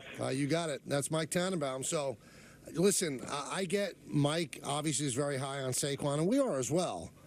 But, I mean, how do you question what they did? Giants won. No, the Giants just didn't win. It was a blowout win. Well, that's and I respect his opinion about Saquon Barkley, but I understand where you want to keep the room happy. But this is only a player that you might only have for a couple of years. This isn't a long time. You just signed Jones to 4 years. That's a long time. But really, how long do you think you're going to have Barkley? I mean, 1, maybe 2 years? And also, Don, to say, you know, what are Andrew Thomas and Kayvon Thibodeau going to think? They're going to think nothing once they get their money. Well, that's I mean, if Andrew Thomas, it's time for a contract, the Giants pay him top dollar, he wouldn't care if they release Saquon Barkley during the middle of a game. And everybody, I'm sure the guys in Vegas believe that Josh Jacobs is the best running back in the NFL, and they're disappointed. The Cowboys, you know, won a playoff game. They went routinely going to the playoffs with Ezekiel Elliott as their running back. They didn't think he was special and the best back in the game. But I think he understands the business. The Giants aren't acting rogue. They're doing what all the other general managers and teams in the NFL are doing. So you can say, look how they treat their players. Well, all you have to do is look around. The other 31 teams are doing the exact same thing with their running back. So there isn't any place else to go. They have to go out and be engaged and play. I really think losing the room is overrated. He disagrees because he loves Saquon. And I love Saquon, but I just can't worry that deep into the future when Saquon could be great, and in 2 years, you're moving on from him. Let's go to our buddy Danny in Long Island. Danny. Oh, good afternoon, man. Michael, thank God you're back. I mean, the show is slipping away. As the longer you went away, the further it got off the rails. Oh, my goodness. Don is an amazing talent. Don was great. Don Peter was great. Dan and Don, it was like a reunion of two high school buddies. Oh, it was great. But it was like the school teacher was out, and it was substitute teacher day. Remember that? I used to have fun. Now, listen, that was always fun. Those were fun good. times. I'm sorry you didn't have fun, Danny. I had fun, but after 3 or 4 days, realized, oh my God, we got to finally come up. We got to straighten up here. Okay. So anyway, that's fantastic, Dan. When Tannenbaum says, I speak to general managers all over the league and defense coordinators, and what concerns them is Saquon Barkley.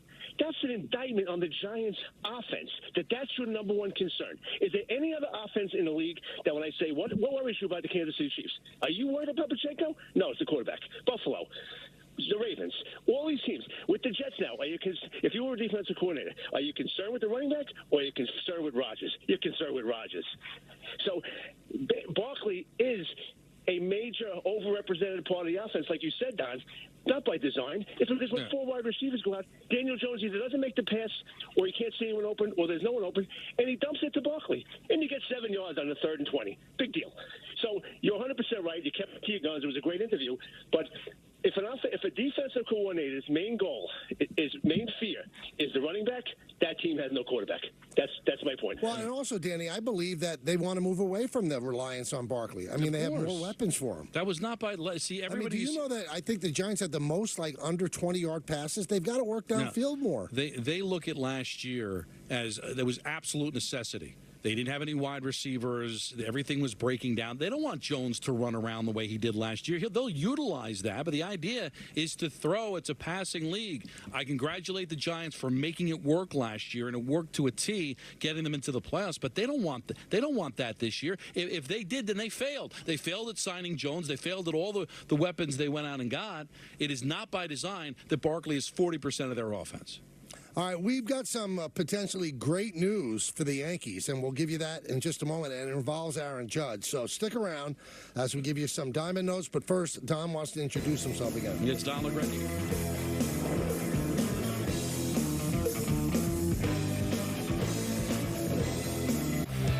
Before ClickUp, our team's work was chaotic. Now with ClickUp, our team communication happens in one place. We collaborate in docs to build the project plan, convert the plan into tasks, and track the progress in real time. ClickUp's customizable workflows helps me streamline our processes so we're more efficient and productive. So if your team's productivity is a bit hairy, ClickUp simplifies project management to achieve your goals. Try it. Trust me. Seeing is believing.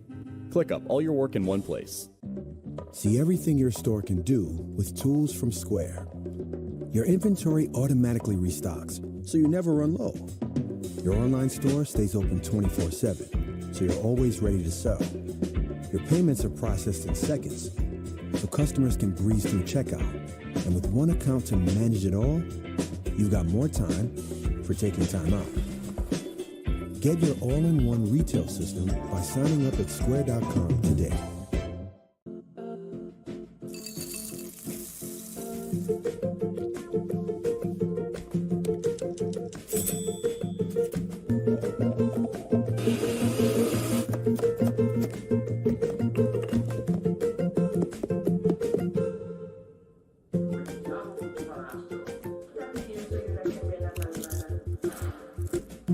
Everything you love from ShopRite is now in your phone on Instacart. Get free delivery on your first order.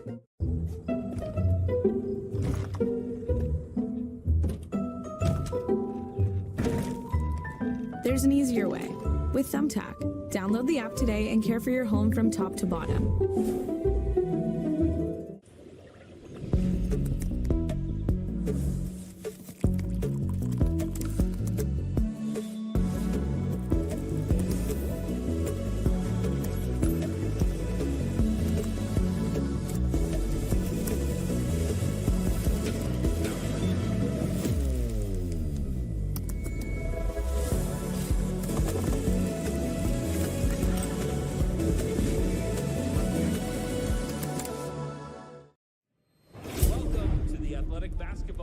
The league is in absolute chaos. Players going off pretty much every other playing picture that, when it clears, could leave a few future Hall of Famers. It might all come down to some rookie taking free throws. Is on pace to break the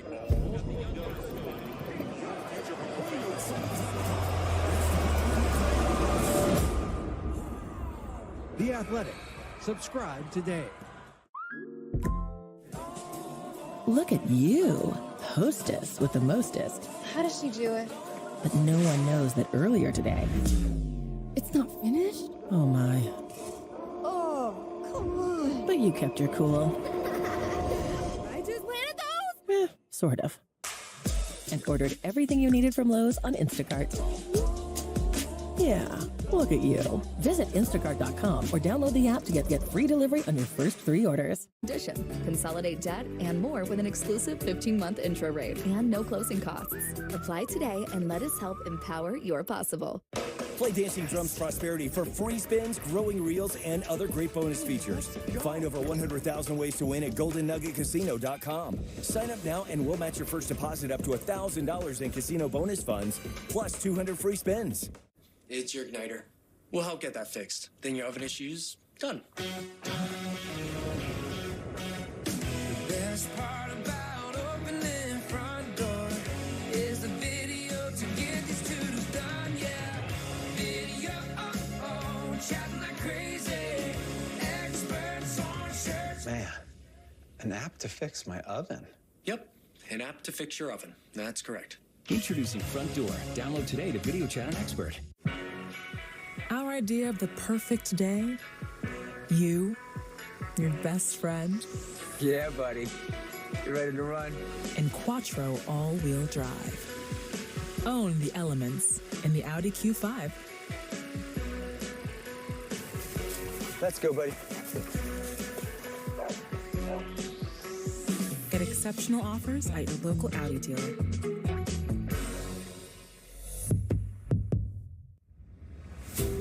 What makes a team come together and form an unbreakable bond? Is it chemistry? You can light up the ballpark with the smiles on the Yankees. Or is it entirely supernatural? It's awe-inspiring.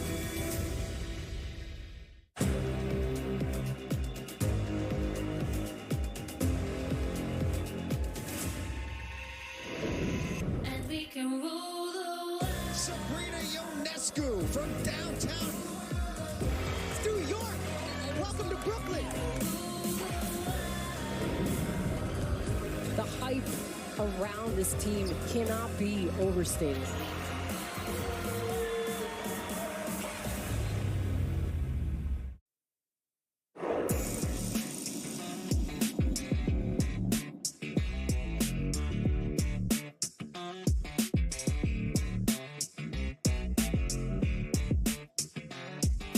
Diamond Notes brought to you by London Jewelers. So we'll start with the news that you don't care about. Jeff Passan reporting Red Sox and the Dodgers are finalizing a trade that would send super utility man Kike Hernandez to the Dodgers.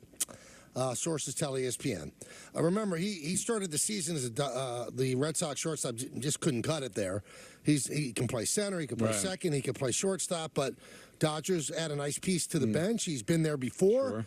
And it's going to be interesting to see what the Red Sox do. You know, they're over 500. They're tied with the Yankees, but they're tied for last place. Now, as for the Yankees, Brian Hoke, our good friend, his book is doing very well. I just started it today. Do you know that he told us that when he was on the show, his book on Amazon jumped like 1,000 spots after the show? Really? We sell books. Well, I think that's a better judge than how we normally decide who's listening. Oh, I see what you're doing. Oh, I know exactly what I'm doing. So Brian Hoke of MLB.com said Aaron Judge played 5 innings in the field at the Yankees' Tampa complex today, according to Aaron Boone.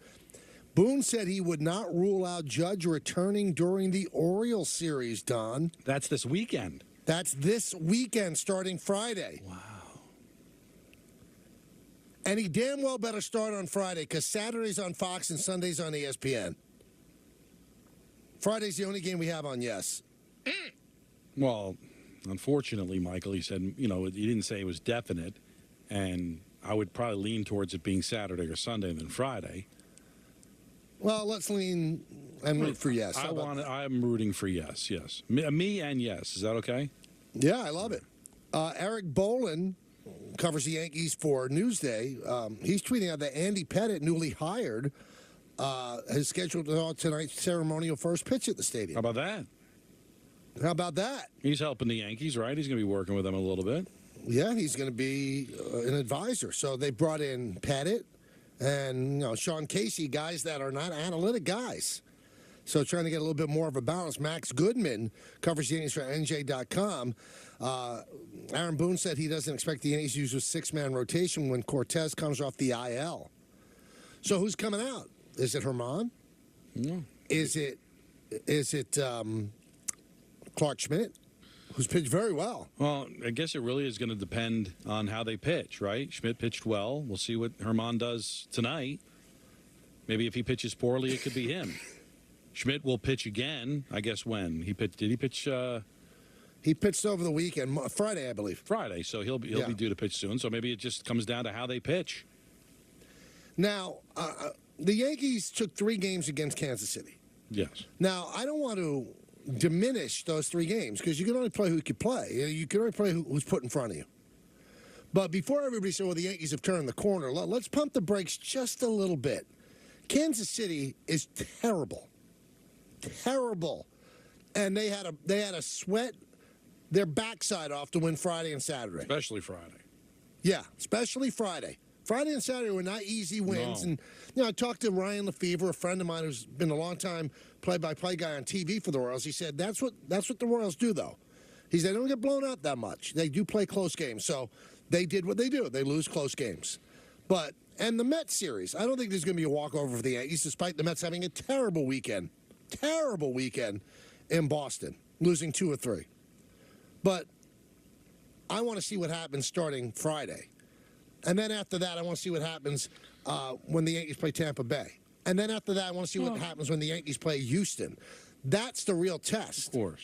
So obviously you get back Judge, you become a better team. But the bottom line is let's not pop champagne over sweeping the Royals. You had to.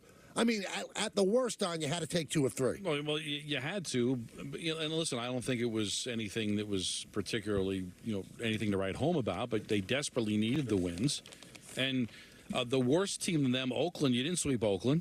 Right. You lost 2 out of 3 to St. Louis. And the Rockies. You lost 2 out of 3 to the Rockies, who had the worst pitching staff and the worst record in the National League when you dropped 2 out of 3 to them. So listen, you take what you can get. Yeah, they're going to have to answer at some point with how good these teams are. The thing that would concern me for the Yankees, I brought this up yesterday, Michael, the Orioles are for real. Now, I don't know how long it will last, beyond this year, and the Rays are in free fall, but they're still very good. Toronto has money, and they've got talent. And this division is stacked, man. They are stacked. So it's going to be very difficult moving forward. There's not even the Yankees that won 4 championships in 5 years. There were teams they got to beat up on in their own division. That doesn't exist anymore. This is supposed to be a lost year for the Red Sox, and they're right there with the Yankees. Like, there's no easy out. No, there's not. But the one thing I would say about the weekend that was important, remember when we did the show on Friday, everybody's screaming about the Yankees are 4 games out of the wild card. Well, now they're 2 out. They're 2 out. So it happens quickly.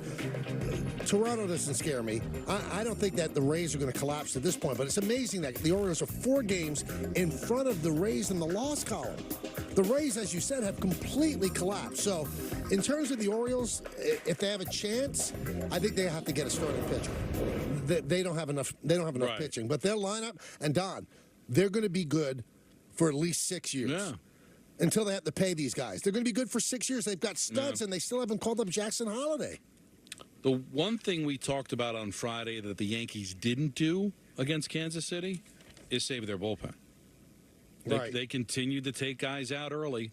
I mean, I know Cole, what was it, 100 pitches over 6 in the third? 99. They could have went longer with him. Certainly, they had Clark Schmidt was 64 pitches. Yeah, so they're not changing. They're not changing it. I mean, I would think against Kansas City that that would have been a week where you sweep them, you get some rest, and that would have really worked out. Off day yesterday, off day coming up on Thursday, really rest the bullpen. But no, they're sticking to it, man. They're going to take the pitchers out when they take them out. Those are Diamond Notes brought to you by London Jewelers, the engagement experts. Visit London Jewelers today at any of their 7 locations, including the newest location, the mall at Short Hills. All right, let's see what you're thinking. 1-800-919-3776. And we go to Robin in Whitestone. Robin. Mr. K? How are you? Hi. I'm an avid Yankee fan. My family is, and I'm calling because I made my grandson a promise I would. Okay. First of all, I would just like to say that there is no other team that exemplifies the word team. And you can thank all of the managers for that. They never say we're going to fall apart because one star is gone. And that's what a team is. But more important than that, and I love your show. Thank you. I have 2 grandsons, a 10 and a 15-year-old. They both play on traveling teams, the older one for St. Francis Prep and traveling. They're both pitchers. When my grandson said that he pitched, because I'm in the hospital with a broken leg. Oh, I'm sorry. That he pitched a perfect game, 11-0, Wow. 2 weeks ago. He said, Grandma, Domingo Herman did the same thing. Do you think he would send me a ball? So I called Yankee Relations. Then they sent me to a place in Canada. They wanted $350 for a ball with his signature. So I'm asking you, is there any way that I can pay you, even if you can grab a ball tonight? Robin, let me stop you right there. I love you. I do not ask for autographs, even for my son. I refuse to do it. It brings you to a different level. You're supposed to not be a fan if you're in my position, so I am not getting an autograph for your grandson. Congratulations on his perfect game. I won't get an Aaron Judge autograph for Charlie. I just don't do it. You have to be able to keep that separate. It says right on your credentials, no autographs. It's frowned down upon. No, you can't put yourself in that. I get the same request sometimes, Michael, too, with the Rangers. And, if I need something from like a charity event or something, I go through PR. No. When you work for the team that is frowned down upon, to fraternize with the players, number one, and number two, to start asking for autographs, that would not go well. So I'm so sorry you're in the situation that you're in. Let's go to David in Astoria. David. Hi, guys. Thank you for taking my call. Just want to say I normally love Danny's calls, but I have to completely disagree. I thought the Don and Dan show last week was excellent. Really enjoyed it. I love Danny, but Danny's totally that guy. If he didn't like it, then why did he call every single day? If it was so awful and so off the rails, he wanted to be a part of it because it was a lot of fun. So. Yeah, you guys were great. I really enjoyed it. Michael, just wanted to say the K-Rod cast is so great. I wish you guys were on with more frequency. And the one thing I've really taken from the K-Rod cast is, I always had this perception of Roger Clemens and not necessarily really didn't like him as a player necessarily, even though he was on the Yankees. But he is just so outstanding on your broadcast. Like, listening to him talk baseball is just incredible. And I could listen to him for hours. It's just such an enjoyment to watch it. I'll tell you what, David, I agree with you. First of all, he's a baseball genius, and nobody knows pitching like him. And just to hear him break it down, he's funny. He's got great stories. I don't know if you were watching during that time, Don. He's telling the stories about when the Red Sox lost in Game 6, and he saw Mrs. Yawkey being carried out, which kind of, the story I told, it certainly verified that, and that he had gone in and shaved because he thought he was going to be, getting the World Series trophy. So, he's great. He really is good. We've had him on a number of times in the 2 years. He's that good. He really is. He is. He's fantastic. Let's go to Arnie in Connecticut. Arnie. Hello, gentlemen. Hello, this is Arnie Goodman calling from Connecticut. Sure. What's going on? I'm going to go back a long ways. I've been a Yankee fan since as far as I can remember. When the Yankees lost to the Pittsburgh Pirates in 1960, I was 7 years old. I went out in the backyard and cried my eyes out. But what I want to tell you is I have never gotten over the fact that Ron Guidry did not win the Most Valuable Player Award in 1978. He was the best player in baseball in the last 50 years. 13 wins after losses, 9 shutouts, and they give the MVP award to Jim Rice, who had a great team around him. He was not the MVP. Ron Guidry was, and I never got over it. I wonder what you guys think about that. We're certainly legislating something from a long time ago. And Ron Guidry had a great team around him, too. They won a World Series. Yeah. But I think there are a lot of writers out there, Arnie. They think the Cy Young is the pitcher's MVP. I think they're wrong. So, yeah, Guidry probably could have and should have won the MVP, but Jim Rice had an unbelievable season. Guidry was otherworldly. That's one of the greatest seasons in baseball history. But again, there's a big block of writers that don't believe that pitcher should get the MVP. Yeah, and I'm one of them. Because listen, I'm not saying it should be impossible, but you would have to really just be way above everybody else in order to get it. Because again, you're not impacting as many games. The Cy Young kind of represents the best pitcher in baseball. But to be the MVP, Michael, when you're making, even back then, 36, 37 starts out of 162? That's really difficult to do. And I'm just looking at Rice's numbers here from that season. It was, pretty incredible season, right? Let's see. He was, he led the league in hits, triples, home runs, RBIs. He had a 600 slugging percentage, a 970 OPS. It's hard to give it to a pitcher when you've got a guy that had those types of numbers, Michael. When you lead in hits, triples, home runs, RBIs, slugging percentage, on base, OPS plus slugging. Or OPS plus, total bases. I'm sorry, when you have a guy having that kind of a monster year, I can't give the MVP to a pitcher. And it's also hard to get upset about it. If you think Guidry should have won it, and he could have won it, you're seeing it through, pinstripe glasses. I get it. I understand it. But if you're on the Red Sox side, you're looking at it through, look at those numbers. They're amazing. So Guidry won the Cy Young, and he could have won the MVP, but it's not as if some hack got the MVP. Jim Rice had an unbelievable season. Now, the only thing I would say on Guidry's end, though, Don, Guidry had one of the greatest seasons of all time. Rice didn't. Rice had a great year, but that's not one of the greatest seasons ever. But again, I'm not gonna go as far as to say they have the Cy Young, that's their MVP. I will give it to a pitcher if there really isn't anybody clear cut. You can't feel embarrassed that Jim Rice won the MVP. No, it was one of those years where there's nobody that really stood out, but a pitcher had an historic season. I wouldn't have a problem with it. But when you have a guy that led that many offensive categories plus batted .315. I'm sorry. That stands out enough for me to be able to give it to him. All right, let's talk. Can we talk, please? You know the number, 1-800-919-3776. We're here for you. Here to walk you through things. And I heard yesterday, Don, you told me A lot of people are upset at me. Yeah. Oh, my And God. now, you know what? You know what I'm going to do? I'm going to double down. Oh, I love when you double down. I'm going to double down and get them more upset. And if you have a problem, don't be complaining to Don and Dan. Complain to me. Oh, I had a guy on Twitter today said about the topic I'm going to talk about.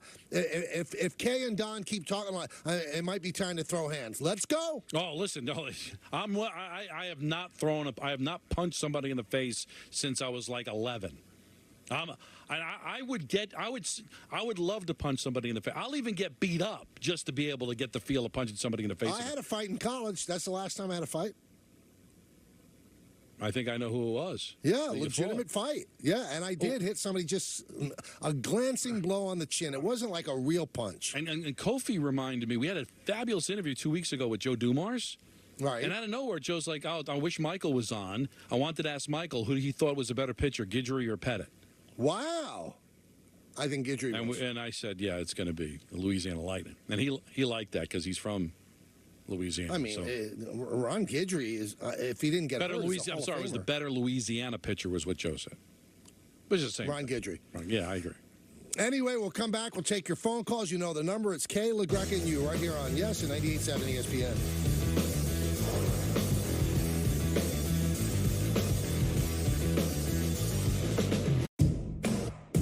This is not something you just watch. This is how you power your career, grow an epic garden, or make a quick dinner unforgettable. Oh, this is about to be fire. This is not sitting back or zoning out. This is your voice. This is your canvas. This is another way of playing. This is where you stop scrolling and start doing with thousands of lessons from the best to ever do it. This is not streaming. This is Masterclass. Away suitcases come in many colors, so you can find your color. Colors, choices, happiness. Away.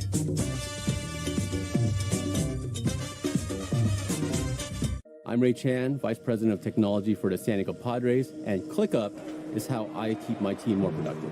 Whether it's our concession stands, the coaches, marketing, events, we need to make sure that our network infrastructure is sound. By using ClickUp, we're now able to stay connected with each other, at the same time having a very visible view of what's going on as a whole, organizationally.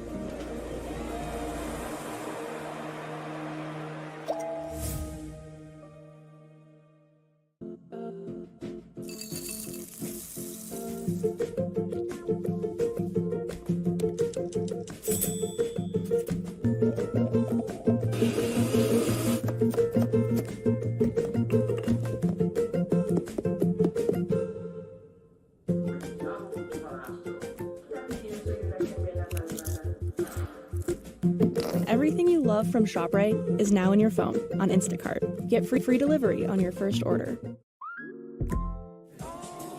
Look at you, hostess with the mostest. How does she do it? But no one knows that earlier today. It's not finished? Oh my. Oh, come on. But you kept your cool. I just planted those? Sort of. And ordered everything you needed from Lowe's on Instacart. Yeah, look at you. Visit instacart.com or download the app to get free delivery on your first 3 orders. The path to business success is often unpredictable. Managing your bank account doesn't need to be. Find your flow with powerfully smooth banking that keeps you focused on bringing your vision to life. The simplest decision is often the right one. Introducing IO, the company credit card that offers 1.5% cash back on everything and streamlines card management.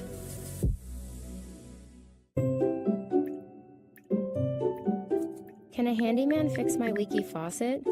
How much does it cost to have my HVAC checked? How do I know I have mold? What do water pipes freeze? Home questions don't have to keep you up at night. Get peace of mind with Thumbtack. We'll connect you with local pros for any home project, from a small fix to a big remodel. See transparent prices, read verified reviews, and book with just a tap. Thumbtack, the easy way to care for your home. With every tap. Okay, what should we get? Ooh, pineapple, mushroom, pepperoni. Order carryout on the go using the Domino's app, now on Apple CarPlay. America, it's time to gear up and get out there in a new Ford vehicle. And it all starts at your local Ford dealer during the Discover Summer Sales Event. Choose from a great selection of trucks and SUVs equipped with the tech and comfort you need to discover your best summer ever. With a large inventory in stock, now is the best time to trade in, trade up, and discover summer with Ford. Now you can lease a Ford Bronco Sport for just $289 a month. Plus, view more offers at buyfordnow.com. When I hit 80, I needed help around the home. A friend of mine told me to call Freedom Care, and they'll pay my granddaughter to take care of me. Funded by Medicaid, Freedom Care allows people to choose who provides their care, and the caregiver gets paid instantly after their shift. Life is sweeter with her around. Nana gave me so much joy as a child. Now it's my turn to return the love. Call now to find out benefits and pay and how fast you can get started. Your chain's off. We can fix it now, and you're done. Done. We fixed this toilet. We fixed this toilet on video. Okay. Open the front door. Worked with Peter and now it's closed. There you go. All fixed. Introducing Front Door. Download today to video chat an expert. America, come along with our adventure seekers and discover summer with Ford. Join friends Maisa and Leslie on an epic adventure with the capability of the Ford Bronco Sport. Head out with the Stevens family and stay connected with built-in Wi-Fi in the Ford Explorer. Did you know that horses sleep standing up? Road trip with the Sanchez family and available hands-free highway driving in the Ford F-150.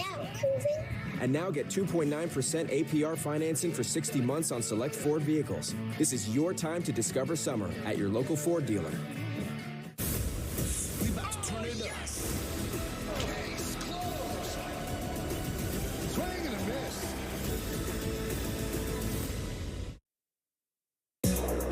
Thing that we haven't even talked about, and don't want to get too deep into it because we don't know the intricacies of what went on. But when you hear a story that, Bronny James, working out at USC, went into cardiac arrest, it takes your breath away. I know. I mean, what an awful, awful thing to happen to any child. And, our hearts go out to LeBron and Savannah. It looks like he's okay. But how does that impact him moving forward? There have been players that have had cardiac arrest that actually went on to have successful careers. But that's the least important thing in the world right now. It's just that this kid's all right. I mean, this is a top-class athlete, Don, and had cardiac arrest. I don't even think it was a practice. It was just working out. I just can't imagine the pressure this kid's under. I mean, His whole life. First of all, he's LeBron James' son, so there's going to be a level of expectations. Plus, how long LeBron James plays seems to be contingent on when he makes it to the NBA, if he can make it to the NBA, because he wants to play with his son. So there's the expectations, can he be good enough to leave early, be one and done at USC so that LeBron can play with him now? But what if he's not going to be that kind of a player? What if it's going to take 2-3 years, or he's going to be a 4-year, senior graduate and be a role player? Like, is LeBron going to have to now play 4 more years to wait for his son? Like, all of that rests on this kid's shoulders. Now, I don't think one has anything to do with the other necessarily, but when I saw the story, it's like, oh my God, and just to think of what this kid's had to go through even before this happened. Yeah, it's just awful. So sending good thoughts out to the West Coast that this kid is okay. Yeah. 1-800-919-3776. Lorenzo in New Jersey. Lorenzo. Hey, guys. What's going on? How you doing, my friend?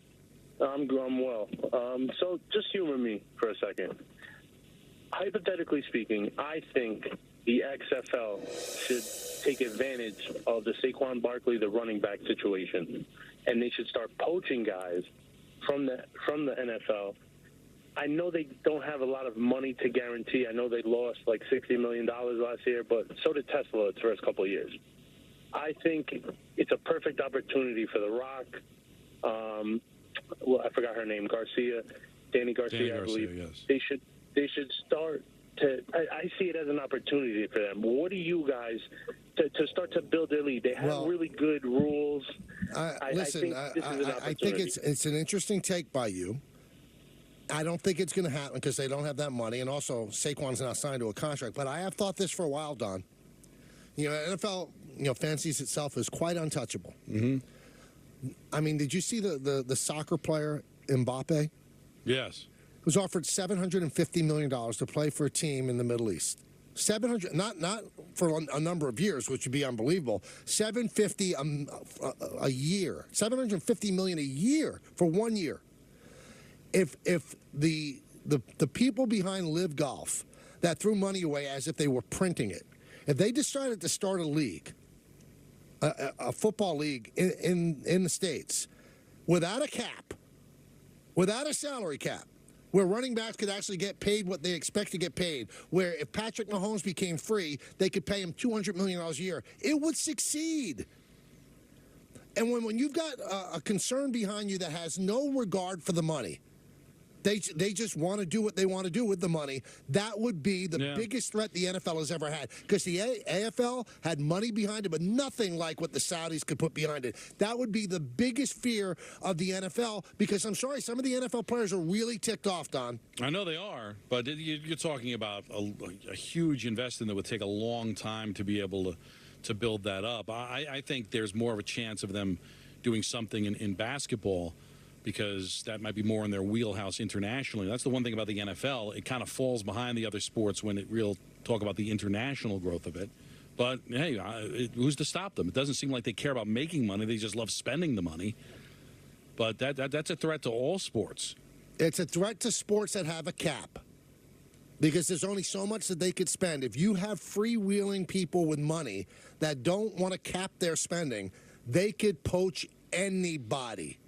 Now, the USFL tried to do that, Don, but what they were working for was to be absorbed by the NFL. That didn't work out. They won the lawsuit. They got $3. But that was Donald Trump's intent with the Generals, to sign Doug Flutie, to sign Herschel Walker, and be a threat to the NFL. But if you just wanted to be a league that's on its own, they would get some of the best players in the world if they didn't have a cap. Yeah, just not. The XFL is not ready for this yet. I think they all I don't think they have the infrastructure, and I don't think players would want to play in the XFL. No, but if you had a USFL, Saudi funded, like they came out, like you said, in the 80s, where they were able to put together 12 or 14 owners, all with a ton of money, and did it the way the USFL did back in the 80s, that would be a legitimate threat. Sure would be. All right, so the Subway Series Part 2 starts tonight at the stadium. It's raining. The gates are open at 5 o'clock. So in 4 minutes, the gates will open. That would tell you that they intend to play this game. So sit tight. If we have any further word, we will tell you. Keep the show right now locked onto your radio, and we'll hear it first if, in fact, something is different. But right now, I am told that the gates will open when they're supposed to open for the 7 o'clock start between the Mets and the Yankees. And we'll break down the Subway Series, what it means for both teams, in just a moment. Hey, this is Michael Kay here to tell you about my...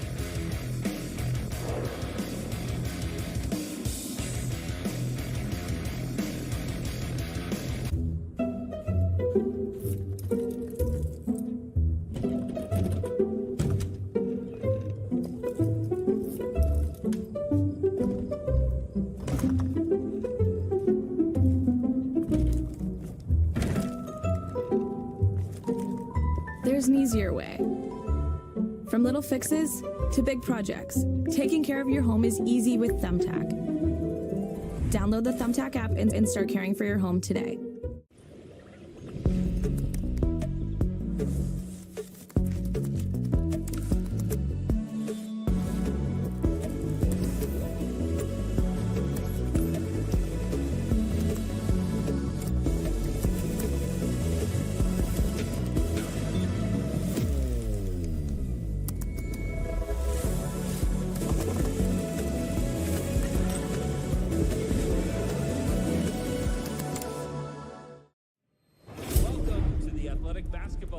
The league is in absolute chaos. Players going off pretty much every other playing picture that, when it clears, could leave a few future Hall of Famers. It might all come down to some rookie taking free throws.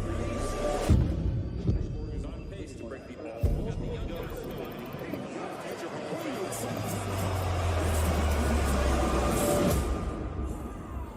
The Athletic. Subscribe today.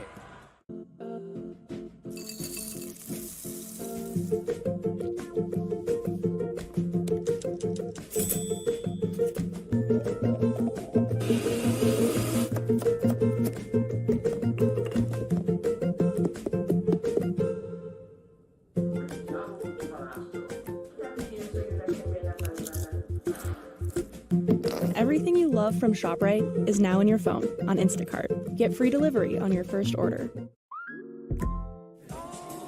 Look at you, hostess with the mostest. How does she do it?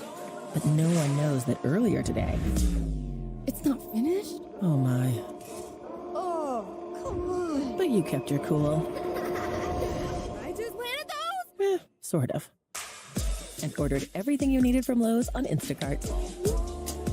Yeah, look at you. Visit Instacart.com or download the app to get free delivery on your first 3 orders. To succeed in the markets is more difficult than the Olympics. People play games like GameStop. The goal is not your personal excitement. Wall Street makes things very complicated, but it doesn't have to be that way. People come to me all the time asking, what does the future hold? My answer often surprises them. I've been taking Prevagen for about 3 years now. People say to me periodically, man, you got a memory like an elephant. It's really, really helped me tremendously. Prevagen, at stores everywhere without a prescription. Hey, big man. Oh, hey. Dave told me you got some kind of great system for betting that really works. It's true. What is it? Is it like home dogs? No. It's bird mascots. No, I just use FanDuel's responsible gaming tools like time and spending limits to manage my play. That's the system. Hasn't failed me yet. Cool. You know what, man? I'm just going to keep this between you and me. It's not a secret, Bob. Every bettor has a system. Make FanDuel's responsible gaming tools a key part of yours. It's more fun that way. We about to turn it up. Case closed. Swing and a miss. Bases loaded. Big win. Stream Yankees baseball on the Yes app. Presented by T-Mobile. Intuitive sit to start in the all-electric ID4. It's the little things. It's a VW. Visit your Volkswagen dealer today and lease the all-electric 2023 ID4 Pro for just $349 a month. Limited inventory available. Oh, yes! We on a whole nother level now. We gonna turn it up. Paul has dominated. Swing and a miss. We on a whole nother level now. Tonight on the Yes app at 7 p.m., the New York Liberty are back in action at Barclays Center, where they continue a stretch of 4 games in 6 nights. Tonight's opponent, the Seattle Storm. The teams are meeting for the 4th and final time this season, and New York will look for a season sweep for the first time since 2015. A win would also give the Liberty their best start in franchise history. It's the Liberty and the Storm tonight on the Yes app at 7, with a replay on Yes at 11 p.m. following our Yankee coverage. Really should. But if you're just joining us now, I understand you might have been at work, but there's a lot to go over. We have broken down the Giants winning the staring battle with Saquon Barkley. They won in a big way. We don't even understand what Saquon did. And until he speaks tomorrow, maybe he can explain it. But he left a lot of guaranteed money on the table from the 2-year deal, the deal they offered him during the bye week, the deal they offered him after the season, thinking that there was more there. And then the running back market absolutely collapsed. Josh Jacobs has led the league in rushing last year, and the Raiders will not give him what he wanted. They put a franchise tag on him. You know what? He got in a plane and left town. So he's not going to be there tomorrow. At least Saquon Barkley is, but this is a big win for Joe Schoen. I heard what Mike Tannenbaum said. I tried to understand it. But a lot of people on Twitter, Don, it's funny what they said. That's why the Jets are in cap hell when Mike Tannenbaum was the GM. He probably capitulated to these things and didn't stand and adhere to a very strict code of what you're going to pay, what certain positions. So a lot of people jumped on Tannenbaum on social media after he said what he said on the show. Well, the biggest fundamental difference that we have is the room. He seems to think that that is something worth overpaying a player for to keep the room happy. And what I told him, and I'll say it again, the Giants didn't go rogue. This is how everybody has dealt with this. Even if you want to tell me that Barkley is different than Jacobs, he's different than Ezekiel Elliott, he's different than Dalvin Cook. In those markets, on those teams, you're telling me that in Vegas, the players don't love Josh Jacobs and the fact that he led the league in rushing last year? And he's 24 years old. He's actually younger than Barkley. Didn't get a contract, might have to hold out. Dalvin Cook, Michael, is 28 years old. But he had a phenomenal season last year. By the way, he went to the Pro Bowl the last 4 years. 1,173 yards rushing, 8 touchdowns. Receiving, he had another 300 yards receiving and 2 touchdowns. He's not going back to Minnesota. Ezekiel Elliott, you don't think he contributed to those Dallas Cowboys teams that won divisions and went to the playoffs pretty much every year? Cut. And then his backup got franchised. I mean, so I would think the players are smart enough to read the room and go, well, I can't be mad at the Giants because every other general manager in the sport did the exact same thing to their running backs. It's a league situation. So they can be mad at the league. They didn't get on a Zoom meeting and complain about their general managers. They got on a Zoom meeting complaining about all of the GMs and the league in general. You only get mad, Michael, I feel, if you have an alternative. You think anybody else was going to pay Saquon Barkley? It would be interesting to see. I mean, that would have, obviously shown us his true value if he was on the open market, but I don't think he would have gotten that much more. But, the message that comes out of this, Mama, don't let your babies grow up to be running backs. Just don't. Let them do other things. Let them be wide receivers. Let them be linebackers because those guys get paid. Running backs don't. They just don't. The way the sport is run now, running backs are fungible assets. They can plug somebody else in. Now, let's see, because this is not uncontrollable for Saquon. Those are a lot of tough incentives to hit. But let's say he hits them and the Giants make a run. Well, then maybe that would change the narrative, right? Yeah, but the incentives are only worth about $900,000 if they hit them all, and they're really tough to hit. They're tough to hit, but the point is that then maybe people will look at it differently. That, hey, he was a major part of their offense, not just because of necessity, but by design. And go out there and crush it, and then he'll have more leverage. And unfortunate for him, he'll probably just get franchised again. But then maybe you can change the narrative when these guys have more of an impact. But you take a look at the Super Bowl champions, and most of them did not pay their running back. I think the last time we even saw a 1,000-yard back on a Super Bowl champion, Michael, was in 2016. Like it's just not something. It's not a direction the league is going right now, and it's unfortunate, but that's the case. All right, Don, let's go back to March. Can we get some music going back time? Okay. Love it. March. You look down at your schedule, Don, your handy-dandy little hand schedule, Mets and the Yankees. Yeah. You see July 25th and 26th, second part of the Subway Series at Yankee Stadium. You're thinking, wow, it's going to be big. This could be a World Series preview. But what do we have instead? We have a Yankee team that's 2 games out of the wild card, and ironically enough, they're in last place, tied with the Red Sox. Although they're over 500, they are in last place. The Mets are 7 games out of a wild card. Many teams to jump. Yankees only have 1 team to jump. The Mets have many teams to jump. 7 games out of a wild card, under 500, and what they're playing for now is 2 completely different things. I truly believe that the Yankees are making the playoffs. I do, too. Toronto doesn't scare me. I think the Yankees are better than Toronto. I do. And the Red Sox don't scare me. Tampa Bay, if they keep falling, maybe you could pass them. I think it'd be really tough for the Yankees to take over the division and catch the Orioles. They have 3 games this weekend. If they sweep them, then the dialogue changes and the narrative changes. As for the Mets, I mean, we're looking at this almost as a referendum of what they're going to do. Are they going to sell? Are they going to try to acquire?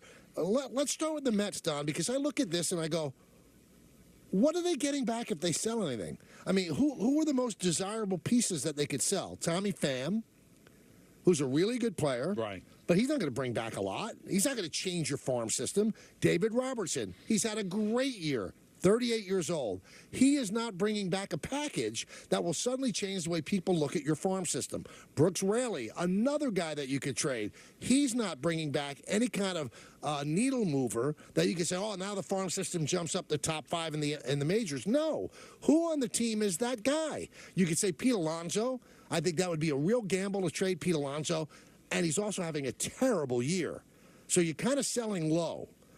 Jeff McNeil, another guy, a reasonable contract that he just signed on, but he's 60 points lower than he was last year. You'd be selling low.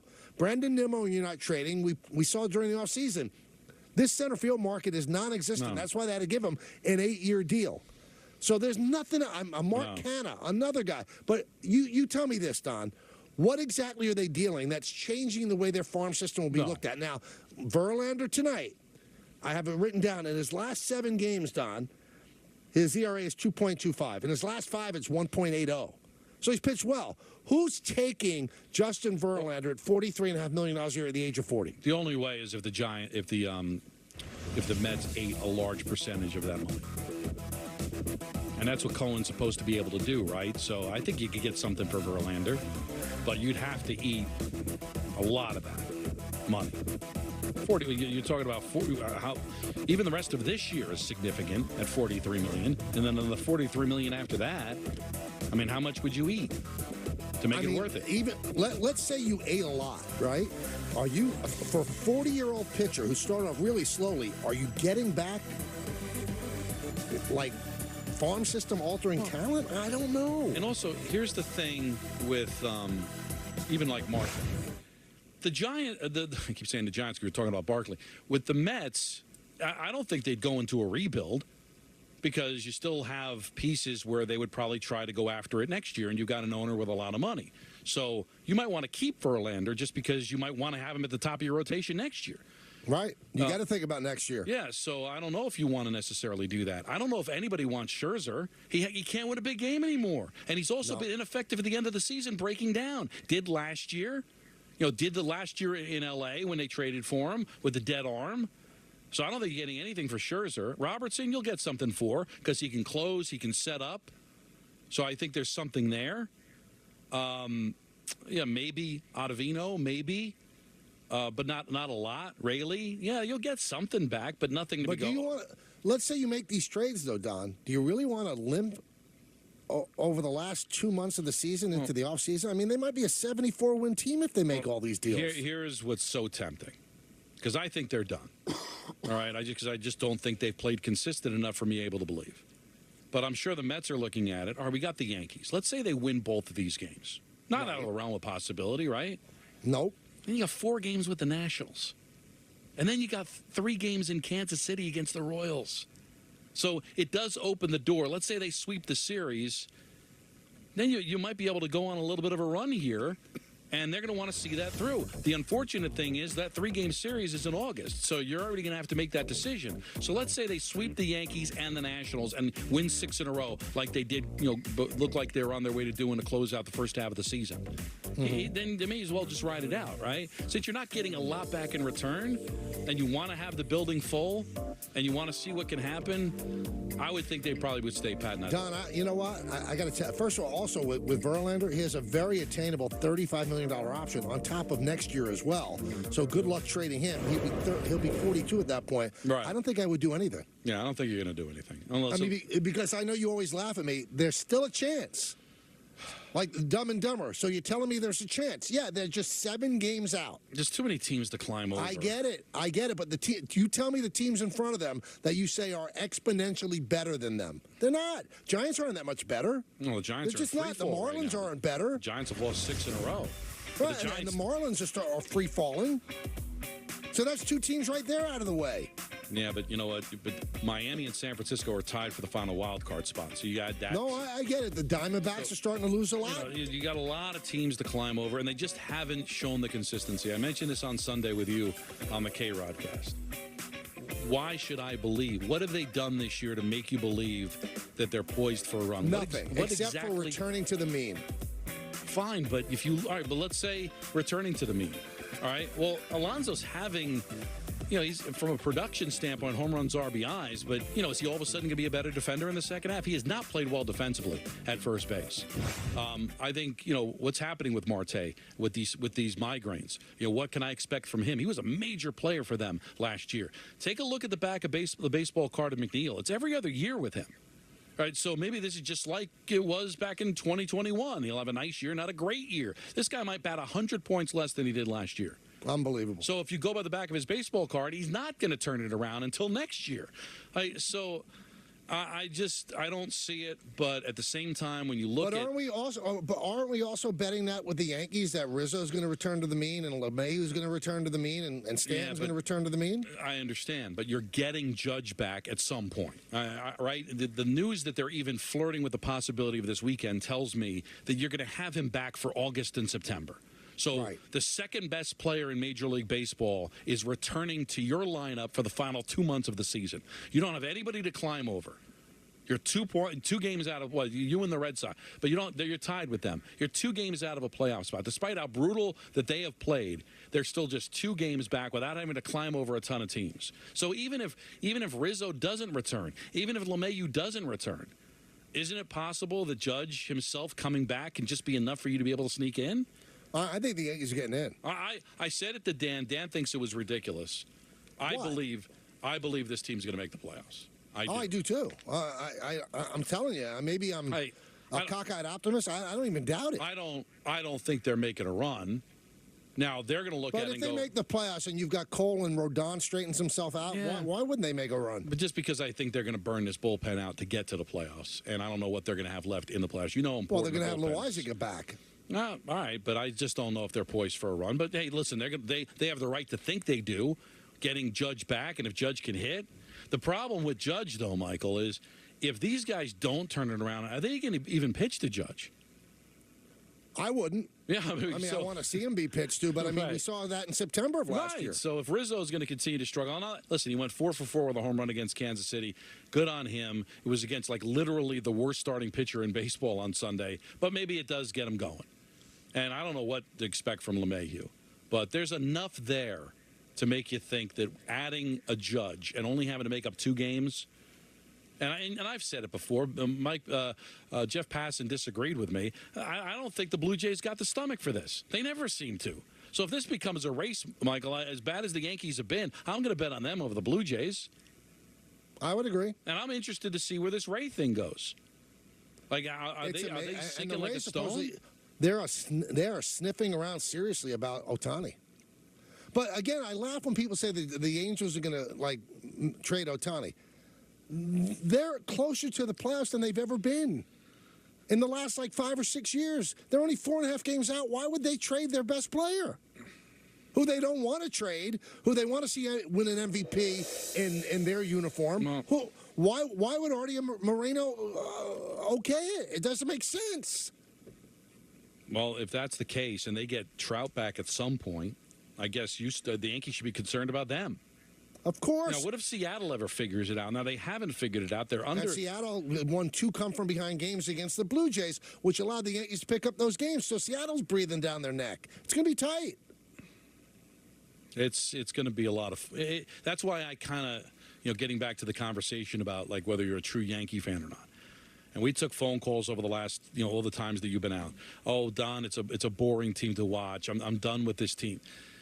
All right, maybe they're not as exciting as they used to be, but isn't there excitement watching a team that's only 2 games out of a playoff spot to be actually in a race to make the playoffs? Well, isn't that isn't that enough to entertain your audience? I did say I'm going to double down. So, some people on Twitter want to throw hands. My point is this, everybody. I'm not looking to insult that. You have every right to be upset with the way the Yankee season has gone. Every right. They're in last place.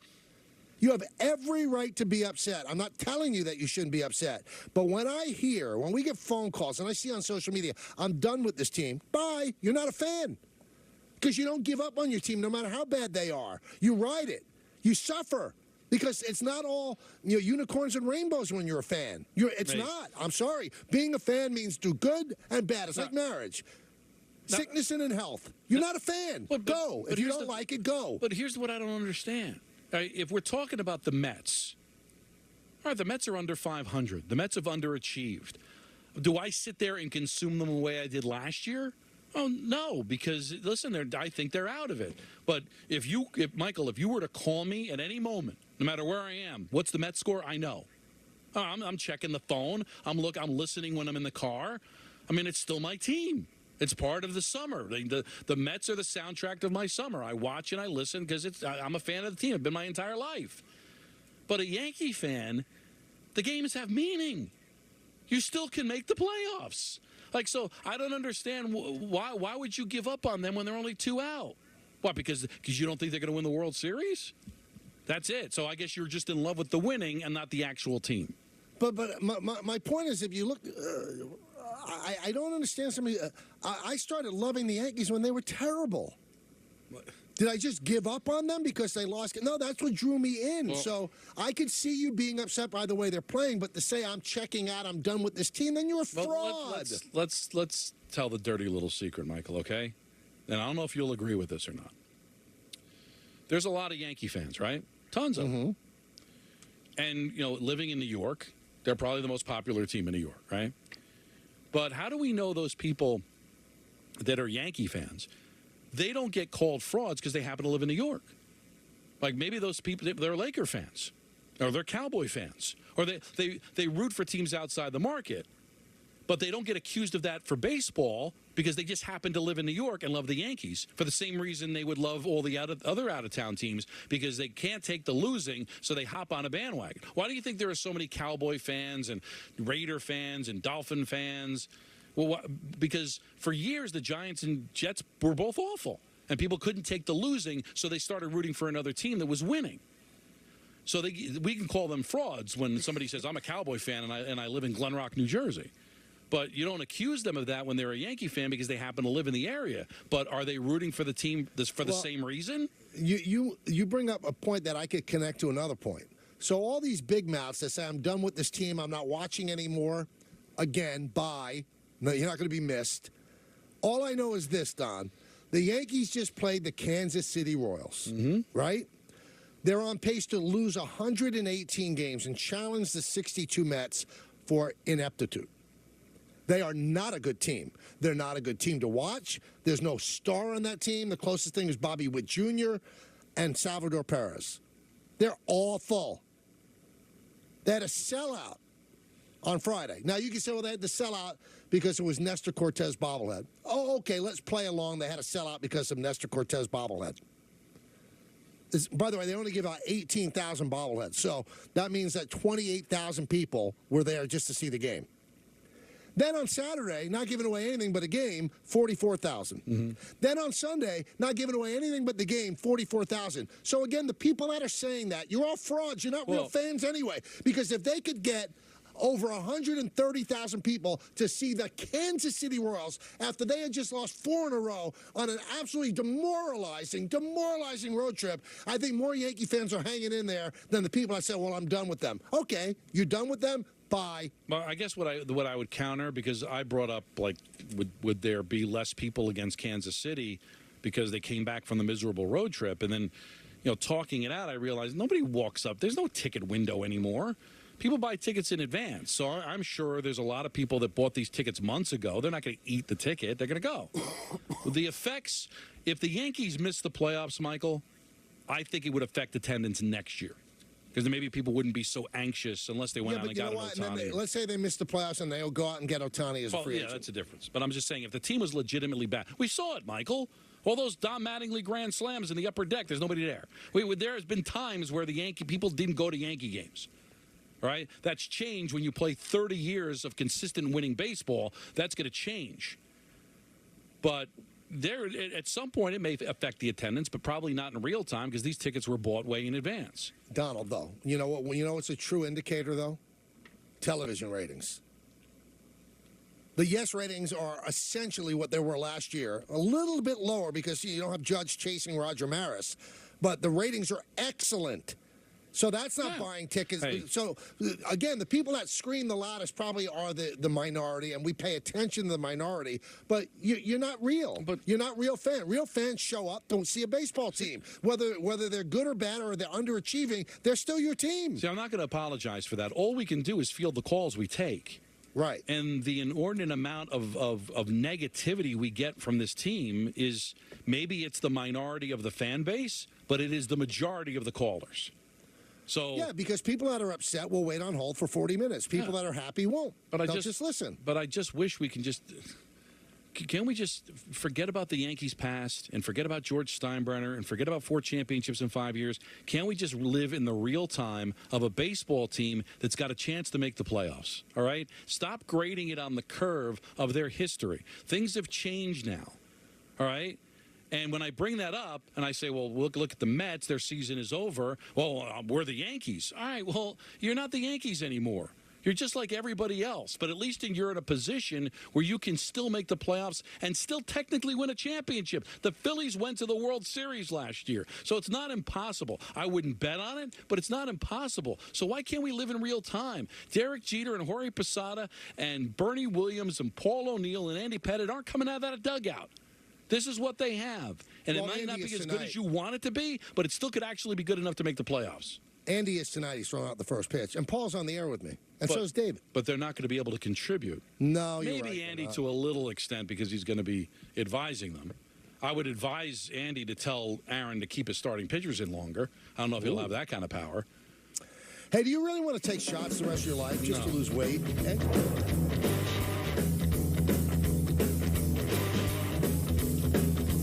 So, you need a suit. A tux even? Maybe you got invited to a fancy party. Or you're someone's +1, and the last time you resorted to a warehouse, you didn't like the way you looked. This time, get a better suit from the Black Tux, and we'll deliver it with time to spare. Try it on. If the fit isn't right, we'll replace it right away, for free. And on the big day, you'll look as great as you feel. With the Black Tux, it's easy to look your best for every occasion. TheBlackTux.com. Formal wear for the moment. Can a handyman fix my leaky faucet? How much does it cost to have my HVAC checked? How do I know I have mold? Why do water pipes break? Home questions don't have to keep you up at night. Get peace of mind with Thumbtack. We'll connect you with local pros for any home project, from a small fix to a big remodel. See transparent prices, read verified reviews, and book with just a tap.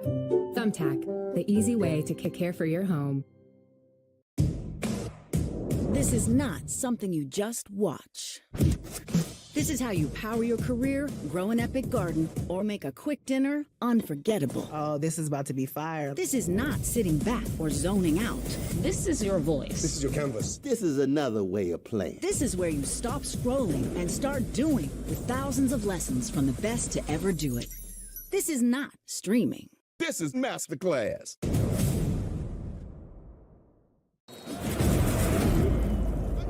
Trick plays, and if ever local hero, national champ, now he's home and expected to save the back and continue to go forward with hope as the plan.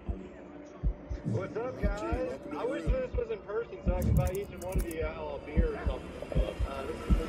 Let's play the game. Hey guys, am I dreaming or can we actually win this thing?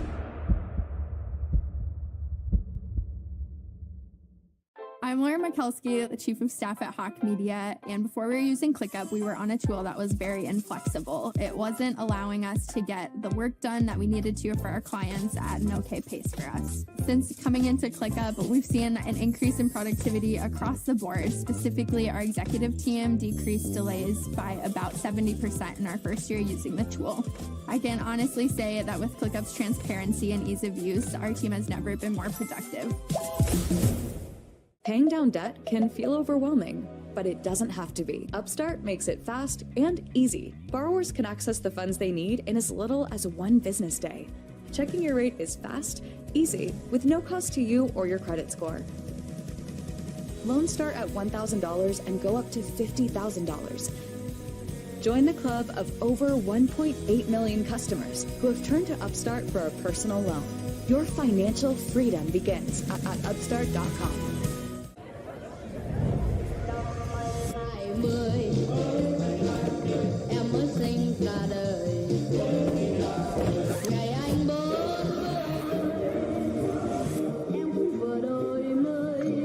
Important to us, because our dream is to help you create the financial momentum you need to achieve yours. We do it every day by delivering great rates, easy banking, and truly personal service. And more importantly, as a nonprofit institution, we are focused on keeping you and your goals at the heart of everything we do. So whatever your possible, let us help you make it a reality. Suffolk Credit Union, empowering your possible. Next. Next. Stop. We got it? No. Keep going. Again. Next. If you don't pick one, Am I keeping you from your job? Next. Stop. Do we finally have it? Let's go back to the beginning. Are you? Your electric future customized. The fully electric Audi Q4 e-tron. Get exceptional offers at your local Audi dealer. When I hit 80, I needed help around the home. A friend of mine told me to call Freedom Care, and they'll pay my granddaughter to take care of me. Funded by Medicaid, Freedom Care allows people to choose who provides their care, and the caregiver gets paid instantly after their shift. Life is sweeter with her around. Nana gave me so much joy as a child. Now it's my turn to return the love. Call now to find out benefits and pay and how fast you can get started. What makes a team come together and form an unbreakable bond?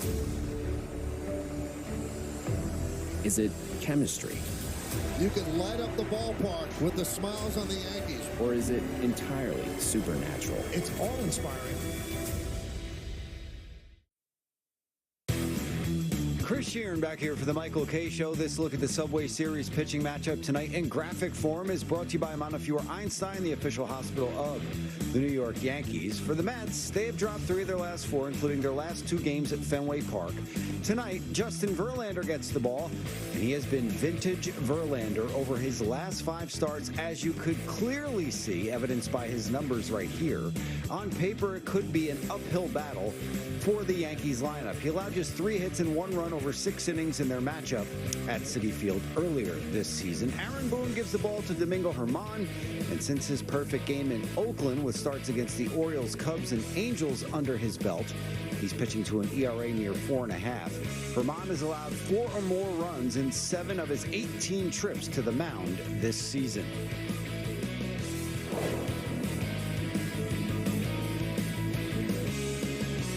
Presented by MoheganSunCasino.com. For full contest rules, go to ESPNNewYork.com. I like his logic. About that. Well, I mean, is it? What are the odds you're going to pitch a perfect game and a no-hitter in the same season? Not good. Not good. And Verlander is pitching well. Very good. And you wouldn't call the Yankees an explosive offense right now. You wouldn't. So. Well, you put it all together. Well, you wouldn't call the Mets an explosive offense either. No, and Germán would be a good bet if he had not pitched a perfect game already, because I don't think anybody outside of the back-to-backs that we saw back in, what year was that, in the 30s, with Johnny Vandermeer? Yep. No, it was, that was when they put lights in, so maybe it was the 30s, yeah. Yeah, I think it was 38. The second game was the Dodger game, Ebbets Field, first game under the lights, and I think that might have been a reason why he pitched a no-hitter. But I don't think there's ever been somebody to pitch a perfect game. Oh, no, definitely not a perfect game in a no-hitter, but has anybody had 2 no-hitters in one season? I don't even think Nolan Ryan. Did Nolan Ryan have 2 in the same season? There have been. Allie Reynolds had two no-hitters. And in one of the no-hitters, the last out was Ted Williams, right? Mm-hmm. And he had a pop-up behind the plate to Yogi Berra. Ted Williams. And Berra dropped it. Ugh. So you give Ted Williams another swing, and you know what he did? He popped it up to Yogi Berra again to finish the no-hitter. Now, if that had been a perfect game, because it was a foul ball, the perfect game stands because no base. No, you know what? It's a great point, but I think it's no hits, no errors, no runs, no hits, no errors. So But it didn't lead to getting on base. He still would have faced the minimum. I still don't think it's considered a perfect game. I'll have to check, but I still don't think it's a perfect game. Because you're extending the at-bat so it's not perfect anymore. Let's go to the phones. Let's go to Dino, our good friend Dino in South Plainfield. Dean, what's up? Hey, how you doing, guys? Good, you? Good, not too bad. Look, until they're mathematically eliminated, I'm going to root for them, hope they make the playoffs. Realistically, I don't see the Mets making the playoffs. But just one thing, I'm just tired of the inconsistency, not only from the players, but from Buck, the way he puts his lineup. I mean, it's almost like mocking Mets fans by putting Vogelbach fifth. I mean, can we just get 1 through 6, same guys, 1 through 6 every single day? You look at the Braves, 1 through 9, every day is the same lineup. I at least get some consistency in the lineup. Stop putting Vogelbach. And if the Mets are not going to do anything, then let me see Vientos every single day. I don't care. I mean, if they're not going to the playoffs, let me see the guy. Especially now that he's up, right? I mean, they brought him up because of the IL stint for Marte. But I'm with you. I'd like to see him hit. But he hasn't hit. That's the problem. But, still, he's up here, Michael. He should play. You know it. Well, the one thing about Vogelbach, though, I mean, you could be upset at Buck because it's his signature on the lineup card. But I'm sure that's organizational as well. Even when Vogelbach was helpless at the plate, he's not helpless lately, but even when he was helpless, they kept playing him. You think Billy Epler wants to be as wrong about him as he was on the guy from the Giants? Oh, Ruff? Yeah. Yeah. I mean, Ruff was an awful trade. So Vogelbach looks like it's an awful trade. I think that if they ever get eliminated at some point, then you maybe you call up Mauricio. Maybe you do play Vientos every single day. But until then, they're going to continue to run Vogelbach out there. And I understand the fans' frustration. I really do. But don't blame it all on Buck. And I'm not saying Buck is controlled by the front office, but every single Major League Baseball team is collaborative. We need you to play Vogelbach. We might be trading him. We have to show that deal's not. I mean, these are conversations we don't know. But, Buck is a manager, and he gets paid a lot of money, and that's part of the slings and arrows of being a manager. I'm sure Aaron Boone feels Here's the problem. The caller realizes they're done, so he's like, why don't you play Vientos? But right now, believe it or not, as bad as Vogelbach has been this season, he's been more productive than Vientos. I mean, in the last 15 games, he has hit 3 home runs. He's batting .270. And that's what Buck's going to look at. Hey, we're still mathematically alive here, and we think that he's a better hitter than Vientos. He's not wrong. Now, if they're out of it, it makes no sense. But it's easy for a caller to say, I want to see Vientos when you think they're out of it. Buck's not thinking that way. Let's go to Vlado in New Hyde Park. Vlado. Hi, Mr. Mike. How are you? I want to show. Listen, I love the Mets. The first guy who have to be traded is the general manager. What he do it to the Mets, he put a same thing like Angels, 10 years behind. If you want to think that you're going to do with Scherzer and Verlander that you're going to win World Series, you're wrong. Same thing the Jets. Jets is not going to go play off game with the Rogers. There is a Dolphins, Bills in New England ahead of them. I don't know if New England is. New England's not ahead of them. You don't think Rodgers better than Mac Jones? Yankees going to go to playoff. I hope they play with the Central Division team because otherwise they can beat. The best 2 team in the baseball is Atlanta Braves and Houston Astros when they're healthy. I mean, and good luck. Well, a lot of strong opinions there, Vlado. I will tell you this. I think that Billy Epler, I know Met fans don't like him now. He did build a 101-win team. But I think Billy Epler was under marching orders from Steve Cohen. I want to win now. So if you look at the way the Mets are constructed, you might not like it, but I will give you a positive. All short-term deals, Don. They're not buried under a long-term deal. They're just not. Well, Epler may not be gone next year, but he's not going to have the power he had this year. No, David Stern's probably going to be the guy above him, but they're both friends, and he'll stay. But the guy that's going to be really making the decisions will be Stearns. Right. So that's inevitably going to work itself out.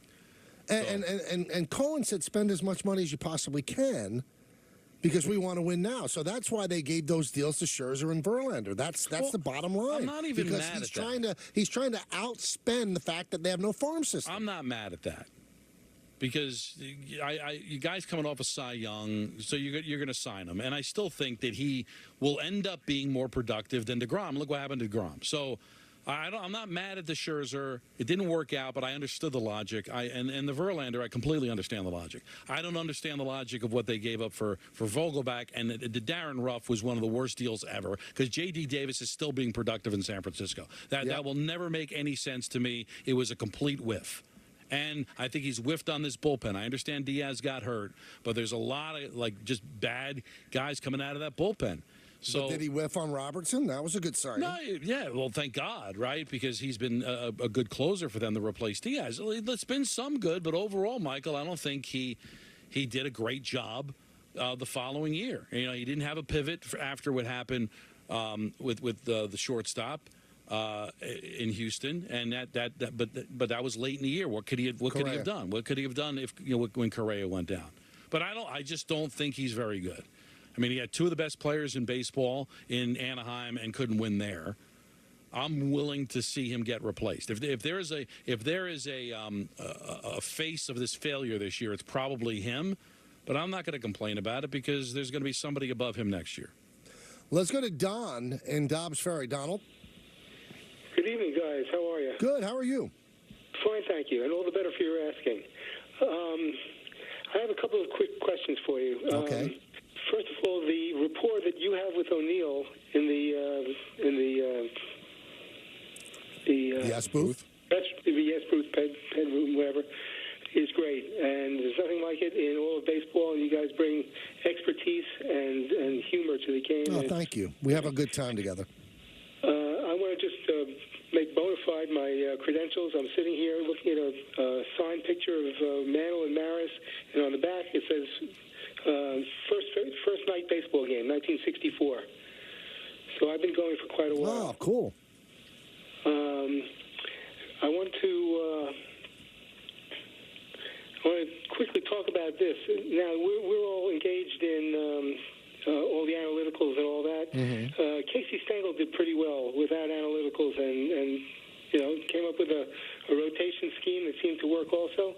What if baseball tried one night that said, find yourself a manager amongst your coaches and people and don't use analytics and see what would happen? But you know what's there's two things you said there. First of all, analytics works over 162, Don. It doesn't work over one game. That's why they say the playoffs are a crapshoot. That would be their answer. The second thing is Casey Stengel was doing analytics way before it was called analytics. He was platooning people when no one was platooning people. That's the beginning of analytics. So, I mean, people have this this skewed vision of the past. Casey Stengel was picking and choosing when Whitey Ford, what teams he would face. That's why Whitey Ford didn't win a Cy Young until 1961, because Ralph Houck had to make like 35 starts. Casey Stengel, I mean, if you look at the amount of starts that Whitey Ford had, he didn't pitch every 4 days. He just didn't. So Casey was a heavily analytics guy. Michael, do you know how much they platooned on the 69 Mets and the 86 Mets? 86 Mets had a platoon at second, a platoon at third, a platoon at center, a platoon. And that's analytics. Yeah, and Davey Johnson was the first manager with a computer. They just he and Bobby Valentine. Right. They just didn't call it that. The difference, though, is there were times where Davey would buck the trend, or he would go with his gut and maybe do something differently against the numbers. That doesn't seem to be allowed nowadays. And you played small ball back then too. But as far as the lefty-righty matchups, by God, they were doing that forever. Let me let you in a little secret. Maybe I shouldn't even say this, but I wasn't sworn to secrecy. So on K-Rod on Sunday, Alex went through a whole demonstration about how they're teaching people to hit now with the launch angle, and how he thinks that you have to swing down on the ball like Jeter did, like all of those players did. I mean, it was about a 5-minute detailed analysis on why his way works. And why, with pitchers taught to throw fastballs up in the zone, there's no way, if you have a launch angle, that you can hit. He has been flooded with text from players around baseball. Thank you so much. You don't know how we have to deal with this all the time. He got contacted by a couple of owners as well. There are people that are sick of it. Yeah. Now, it does work, but it's suffocating for a lot of the players. They don't want to deal with it. So he goes on our show and does that detailed analysis of swinging down on the ball. And I'm telling you, people noticed. He told me, one guy that texted him actually sent me a screenshot of the text. It's one of the greatest players in baseball. Thank you for saying that. Thank you for saying that. Nobody's saying this enough. We have to just do what these people tell us. It's a big deal, Don. I don't know if it's ever going to be a revolt, but some of the players don't like being told how to hit from people that didn't play in the major leagues. That's the part. They didn't play. Alex played. So they're going to respect that, and he played at an elite level. It must drive. Listen, in our own business, I mean, let's not call anybody out, Michael, but if you get an honest critique from a play-by-play guy, you're going to take that to heart. But when you get it from, a management type, a guy that never did it before, you might take it to heart, depending on how much you respect the guy. But deep down, you might think to yourself, well, the guy never did it before. Yep. You know, how does he know what it's like to be in the fire like that? But if a guy who called baseball games gives you something, it's going to mean more. Or hosted a show before, or was a plumber like you before. You can do it in any walk of life. A guy that's been in the trenches, you're going to respect more than somebody doing it from afar. Don, I gotta give you a little bit of a heads up. Oh, sure. I want you to get away from the cold this winter. Okay. And I want you to be part of the first ever Legends of Baseball cruise, taking place on the Celebrity Apex, setting sail on December 9th. I'm going to be on that cruise. I'm so looking forward to this. And check out the other people. My broadcast partner, Jeff Nelson from Yes, is going to be there. World champions Mickey Rivers, Chris Chambliss, Greg Nettles, Cecil Fielder, and the first DH in the history of baseball, Ron Blomberg. Also El Duque and current Yankee Oswaldo Cabrera. This is going to be fun. I'm looking forward to it so much. Cabins are going fast, so go to www.legendsofbaseballcruise.com for a chance to win a spot on the cruise. Or you can call 1-833-734-SHIP for more information.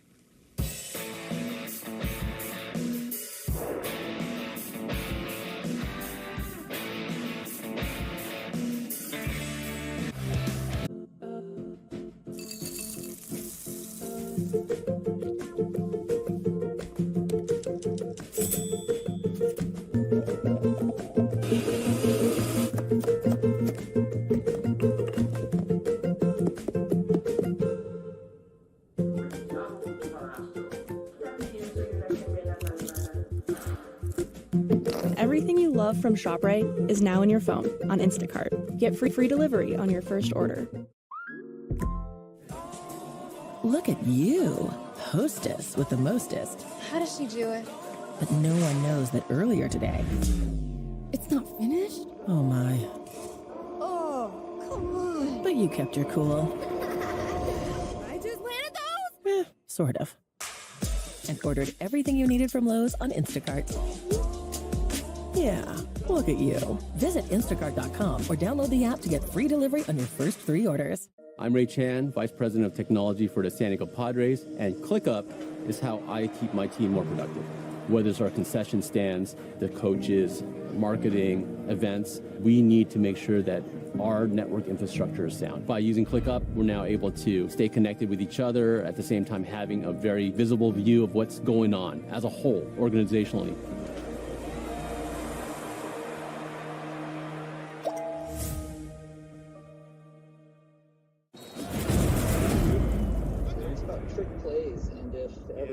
Local hero, national champ, now he's home and expected to save the franchise and continue to go forward with hope as the plan only has.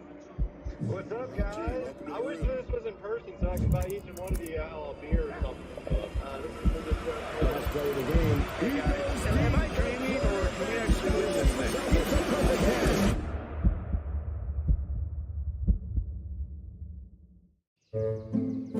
Welcome to the Aura Sleep Lab. You need a bit more deep sleep. Getting enough high-quality sleep increases immunity. Why? Because sleep helps fend off sickness. A good night's sleep boosts your number of infection-fighting antibodies and cells. And with your Aura Ring, you can learn how to sleep deep and keep your immunity up. It's like having a sleep lab on your finger. Go to sleep with auraring.com.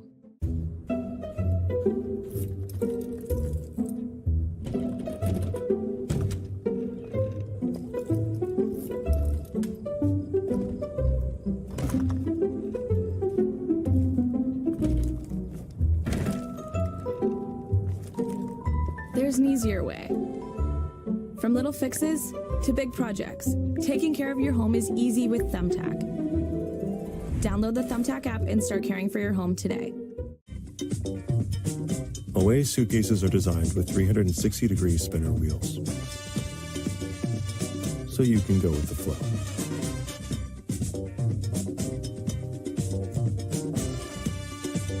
flow. Great system for betting that really works. That's true. What is it? Is it like home dogs? No. It's bird mascots. No, I just use FanDuel's responsible gaming tools like time and spending limits to manage my play. That's the system. Hasn't failed me yet. Cool. You know what, man? I'm just going to keep this between you and me. It's not a secret, Bob. Every bettor has a system. Make FanDuel's responsible gaming tools a key part of yours. It's more fun that way. Ooh, I love. Totally. But keep swiping. This is so much fun. This makes it so easy. Yes, that was a good one. Let's go!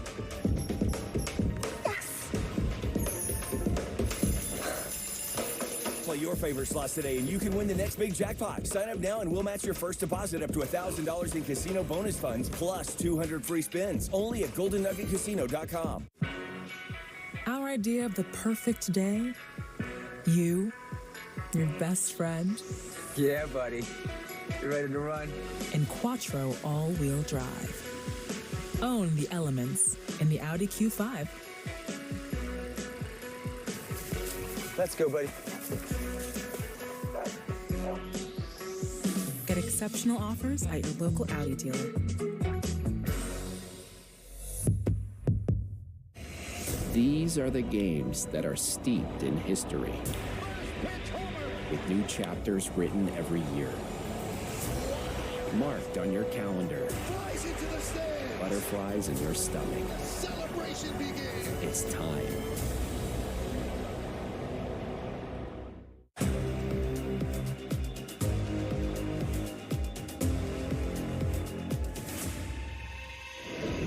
And we can rule the world. Sabrina Ionescu from downtown New York.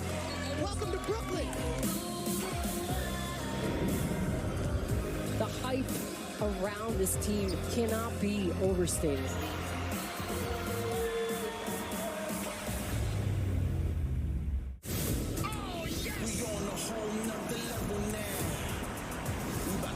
Bottom of the ninth. John Carlos Stanton.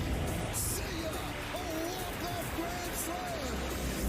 We gonna turn it on.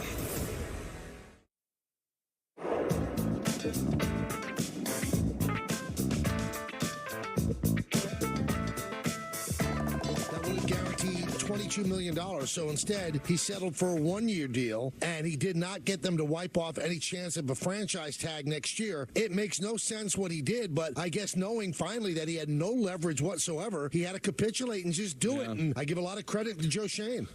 Who won the point guard yesterday, Don, between you and Dan? I did. Of course. Do you like working with Dan better than you like working with me? No, I like working with you more. No, that took too long. Wow. Well, I know don't you you want love me? Dan and no, you don't love see, me. Why does everybody take the length of time for you to answer as an automatic negative? Like, don't you want me to put thought into it? Or am I supposed to go, yeah, Michael, I always love working with you? Or why can't I put legitimate thought and say, you know what, I loved working with Dan. He's one of, if not my best friends, and we had some great shows. But at the end of the day, it's about this is it, man. This is what it's all about. Right here. This show. Me and you. No matter what happens. This is where this is how it works. This is the engine that goes, man. All right. You don't agree? No, I agree, but I know you love yourself some Dan. You don't love me like that, and that hurts. Well, from a friend standpoint, we just have more in common. Well, we have things in common. You just don't like to explore them. I would love to go to a Vicki Lawrence concert with you. Then why are you making fun of me? I'm not making fun. I would like to go. I'd like to hear Nights Go Out in Georgia or The Lights Go Out in Georgia, whatever. I'd like to see a redux of Mama's Family. That's the funny thing, Michael. What? The show that I went to, yeah, she was Mama the whole show. Oh, no. I don't know if I would like that. Listen, it was something I did in my life. Do I regret it? No. Would I do it again? Absolutely not. Let's go to Jerry in Wappingers Falls. Jer. Hey, what's going on, Michael? How are you, man? I'm doing well. So, I just wanted to say thank you to you guys for finally calling out the hundreds of terrible fair-weather Yankee fans. You know, I think a lot of those fans that were calling out, Jer, I think they're in their 20s and their 30s, and all they've ever known is consistent winning in championships. So now that they're not getting it, they're starting to wonder, well, do I want to be a fan of a team that's not winning a championship every year? But we do get some calls, Michael, from older guys that should know Yeah, better. but I think all social media, it's definitely the Yankee Twitter is young people. They're all upset. I don't think there's like 70-year-old fans on Twitter. No, or X, but as they call it now. But we do get a lot of callers that are older that have the same opinion. I'm not watching anymore. This is a disgrace. But they're watching. Because, otherwise, the numbers on Yes would show it. They're watching. I mean, they're talking tough, and you know what? When it gets to be 7 o'clock, they turn on the TV. So what are you going to do? Watch the evening news instead? That's what being a fan is. It's an entertainment. And if they don't play well, then you can get angry. If they play well, feel exhilarated. Is it possible that what we define as a fan at our age might be different than the earlier generation considers a fan? They don't consume on television like we did. They don't feel like they have to be on top of it as much. Or maybe it's different now. Maybe. Let's go to Greg. He's in D.C. What's up, Greg? Hey, guys. How are you? Good. How you doing? Good. I like Dan and Don last week, too, but this is where it's at. This is what it's all about. This is the soundtrack to my 3 to 7. Like Don said. Thank you, man. Thank soundtrack to summer. But I want to talk. I'm an Orioles fan, right? Mm-hmm. And down here, we've been kicking around the idea for a couple weeks about Scherzer and/or Verlander, which has really become just Verlander, because Scherzer, you don't know what you're getting.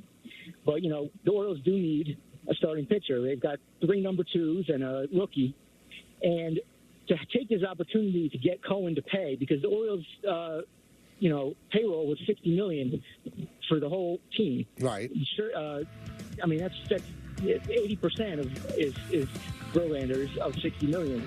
So to have Cohen pay for it would be huge. Greg, 1 second. Greg, 1 second. Yes, goodbye. Yeah. We're going to stay here on the radio side. BP show's coming up. Mets and the Yankees. Bye, yes. All right, go ahead.